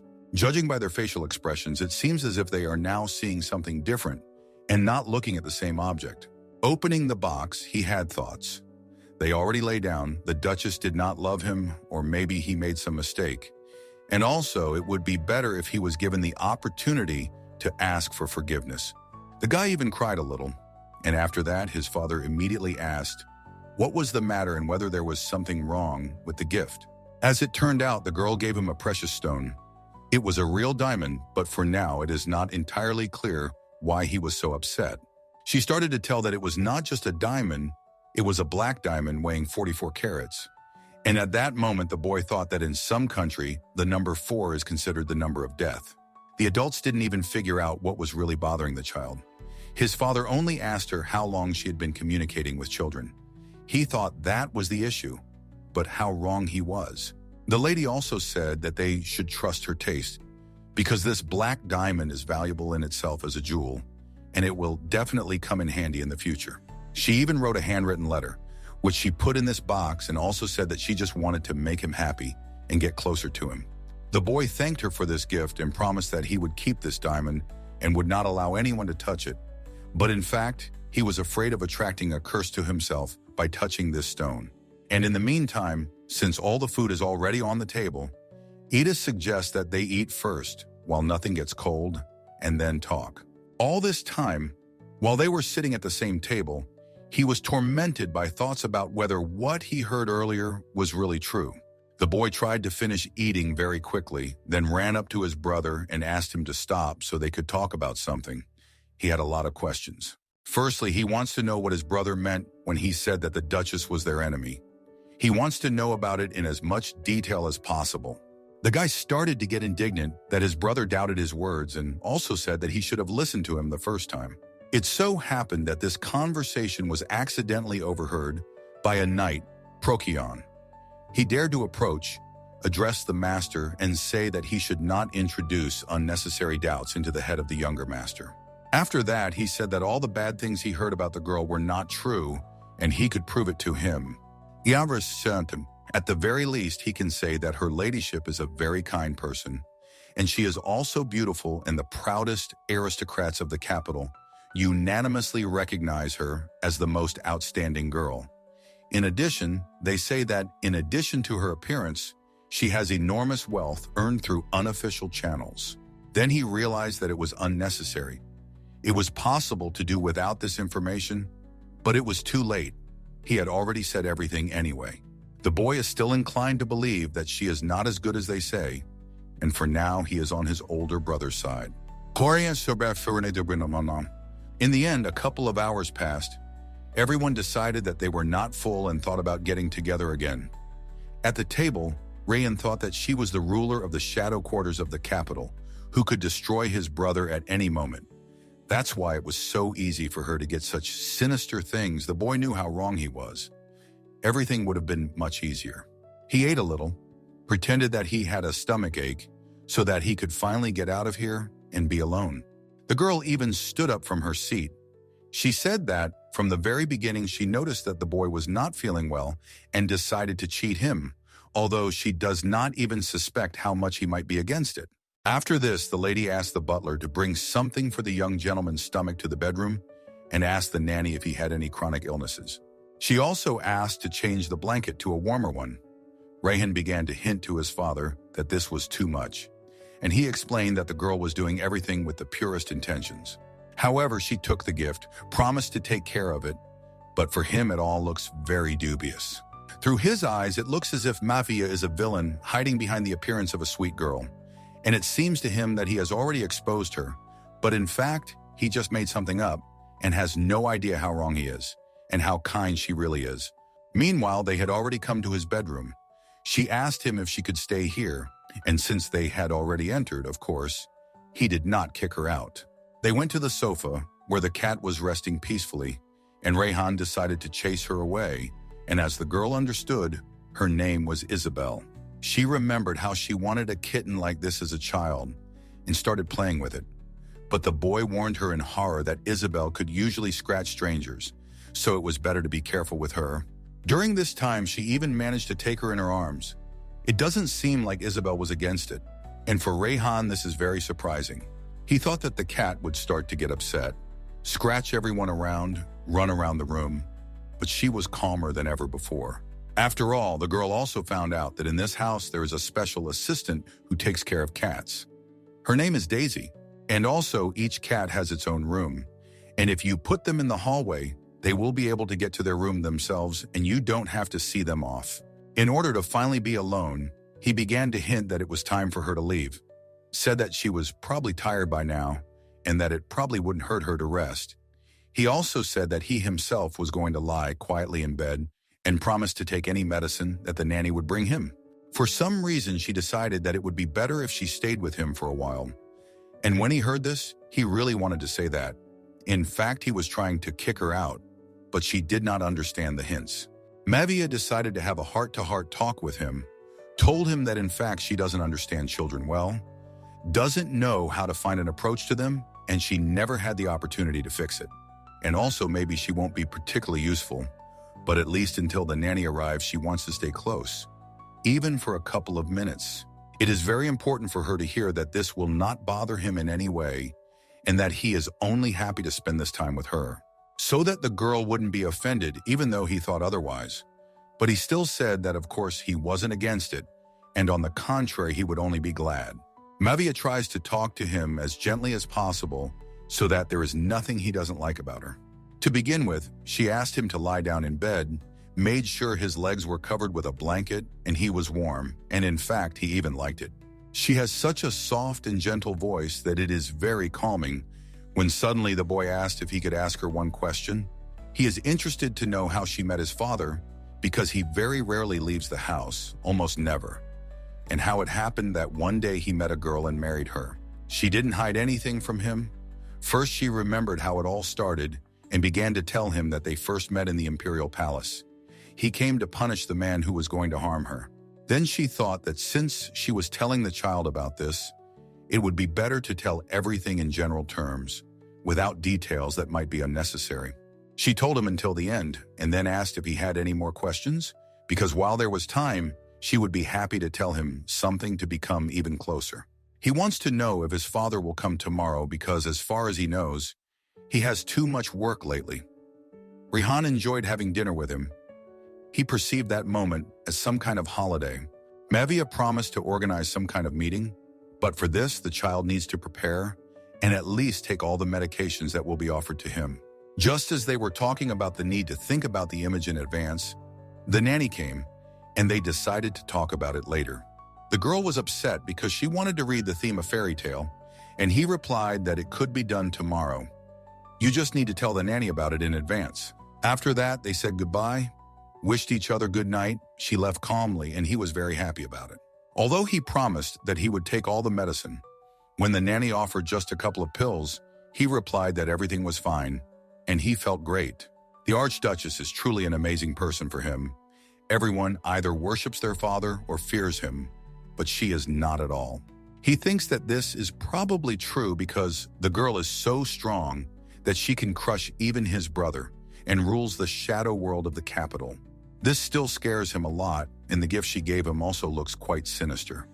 At the same time, if you don't pay attention to all this and don't listen to others, the care she shows seems real to him. He feels special next to her. He's just afraid to relax and trust her. The guy's already confused about what he thinks about her. On the one hand, he is afraid of being disappointed in her, but on the other hand, it seems that maybe he shouldn't avoid her so much, and first he needs to make sure what she really is. Meanwhile, she walks down the hallway. The castle doesn't look too well kept from the outside, but the inside is in much better condition than expected. At least sending a few things wouldn't hurt anyway. She even took a risk, went into the Archduke's room, and didn't think that he might be here. And she just walked in so easily without knocking and without permission. She stopped and began to look around and felt that something inside was telling her that she would stay here for a very long time. She didn't like that this room was too dark. There wasn't a single light object here, and it felt like it hadn't been aired for a long time. It's hard to believe, but until that moment, Mavia really hadn't noticed that Edis had been there all this time. She just turned in his direction. It was as if she had lost the ability to speak. She froze in one place and didn't know how to explain everything now. Although it doesn't look like he's angry with her, rather the opposite, he's even glad to see her, or maybe his reaction is deceptive. The girl was very glad that at least she didn't say all her thoughts out loud, and he didn't hear what she was thinking about his room. And after that, she asked him if he enjoyed spending a whole day with her after a week of separation, although you couldn't tell from his face that he was happy about anything at all. His mood changed so quickly that she already felt guilty and wanted to leave. He was still silent, and because of this, it was too awkward. Here she once again abruptly changed the subject, reminded him how earlier he talked about how, due to the peculiarities of his body, it was difficult for him to have children. He remembered that this had happened, and she asked how sure he was of it, because it seemed to her that it was not entirely impossible. To this, he could only say that if she didn't notice, then he wanted to say that she was speaking too ambiguously, and he didn't quite understand what she was getting at. And also, he is a little annoyed by her strange gaze, which is constantly directed up and down, although they are sitting on the couch, and he does not move in any way so that she can keep an eye on him. The guy never thought he'd have to say this, but he's forced to ask her to look him straight in the eye, and she immediately started to pretend as if nothing was happening, and then gave herself away and admitted that she was bad at hiding her curiosity. Then she said that she was probably too tired today, so she thought she'd better go to bed first, and he said that he still had some things to do. And even to that, she told him that it would be better if he didn't overwork himself, because such a beautiful face had to stay in order. Before this, she thought that it would take a long time to fall asleep. But as soon as she found herself in bed, she realized that she had not noticed how tired she was. Her eyes began to close, and it was also pleasant to look at this man who seemed more and more attractive to her every day. She even slightly opens her eyes to watch him. She likes him so much, although she doesn't admit it to herself yet. In all the time she has known him, he has only one flaw. But even with this, she is ready to put up, namely, that he is terribly lazy and nothing can be done about it. Meanwhile, the next day has come. The girl has already woken up, and outside the window there is already a thick snowfall, although for the north it is a mere trifle. And also, from the latest news, Count Elliot, wanting to show her respect, paid a visit, and upon learning of this, her husband also came to her office. Although she perfectly understands why he came, she still asked how he suddenly decided to come to her, but he became embarrassed and did not answer anything. And in the meantime, in just a few seconds, she will finally see the man who turned the Grand Duchy into a complete cat shelter. He is very interested in what he looks like. She used to imagine him, but she is sure that in real life he looks completely different. When the man came in here, he thought that the girl was alone here. He greeted her, and then he saw that the Duke was also here. And in a very awkward voice, he greeted him too. He is Tallyman Elliot, responsible for managing the lands, and also a loyal servant of the House of Kalakis, ready to live his life for this family, so he asked to use him as the most loyal assistant and never regret. Was her to Dimram. He really doesn't look at all like she imagined him. Instead of a cat, he looks more like a lion or a tiger, tanned, shiny skin, as if he's not working on the estate, but relaxing at a resort. If you leave the cats aside and don't think about it for now, the question still arises, how does he manage the treasury at all? To begin with, she greeted him, said that she was very glad to meet him, and hinted that her husband was also with them because he was a little jealous. Since he himself said that he was managing the lands, she said that she was interested in how things were going. For example, whether there were those who, taking advantage of the owner's absence, were illegally enriching themselves or vacationing at the government's expense. At first, the girl didn't think that it might sound strange on her part, but still, Tallyman answered her question and said that it was true. There are very greedy people, but those who cross the line, he simply eliminates without any hesitation, and he only hinted at his methods so as not to speak about it out loud. The Duke seems to be deliberately trying to present this man in a not very good light for his wife, which hints that the assistant is a bit like a man who is ready to destroy even his own parents. And at that moment, she even felt ashamed of him. Since they were talking about such matters, the guy asked if in future it would be possible to submit reports on management matters directly to the desk of Her Grace the Duchess, since the gentleman had not even glanced at his detailed, heartfelt reports. In the end, they agreed on this. And it also turned out that the assistant responded to the Duke's ugly words in kind, reminding him that someone doesn't notice his work, so much so that he doesn't even find time to look at the reports. When they had already discussed everything that could be discussed, she began to say goodbye to him and hinted that it would be nice if he took the cats with him. The guy first thought he misunderstood her and then asked how she could say such a thing. Cats are part of his soul, and if you drive them away, he will follow them. Out of the blue, as if they had agreed, the Duke begins to say that the assistant served well, and his salary will be paid in the middle of next month, while the girl does not react at all, as if she knew that they would talk about this. She didn't even argue with her husband. She only asked why there were cats in the children's castle at all, to which the assistant replied that the cats said that they were comfortable there, and also that they brought good luck to this castle. After that, I wanted to ask about the fact that cats are not spirits, and would the house really be as miserable without them, as he says. Tallyman is ready to accept that he will no longer work here, but he starts begging about the cats, and for this, he is ready to do anything. Without thinking for a second, Mavia decided to check it out, and first asked him to remove all these cat trinkets scattered around the castle, and she wants to hope that there is no need to explain what exactly it is about. The Duke even looked at him with such a look as if he didn't do it, then nothing good would come of it. Meanwhile, the lady asks how much time he needs for this, and he answers that he will do it right away and immediately runs off somewhere. Then he came back, that he left without permission, waited until they told him this and left to carry out the order. In the end, today's meeting went well. It remains only to be seen what will happen next. The girl was not going to kick out the cats anyway. They will be useful for Rahan, and she thinks that she made it clear that she is not to be trifled with, and now the assistant will definitely behave more carefully. After all this, the husband decided to talk about the ceremony that Talisman spoke about.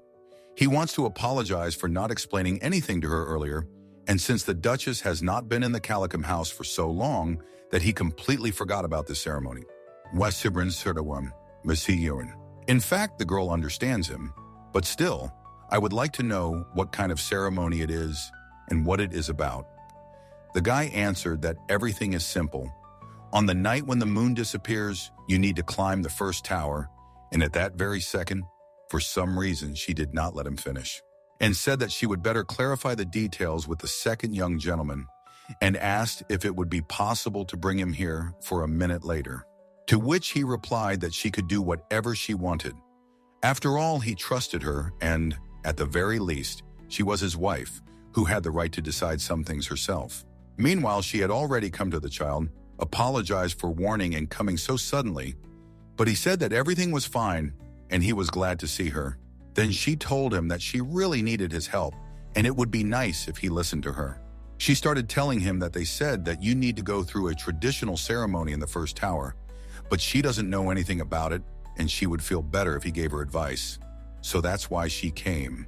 The first thing he told her was that in that tower, as he had heard, a spirit lived and legend said that it was sealed by the first great duke. Usually the spirits that live in nature are calm, but only the spirits that live in the north allegedly harmed people. So it is said that the first great duke sealed them in stone statues and imprisoned them in a tower. The sealed spirits are supposed to bless the Kalaka's family, and their seal was placed so that it would only be removed after 1,000 years. So the Duchess is conducting a ceremony, asking for the spirit's blessing. And why exactly the Duchess should do this? The nanny did not tell him this. However, he heard something about the blood of the family, and perhaps this is connected with the blood of the Kalakas. He told her everything he knew, for which she thanked him and said that she did the right thing by turning to him. And he replied that he was also glad that he could help, although he didn't think that a child could be useful to anyone. Meanwhile, she remembered that she wanted to have tea with Edis and invited him to join her, because as far as she knew, he still had classes. But if he had free time, she would be glad to have him there. The boy was surprised that she offered him this, and of course, he immediately agreed.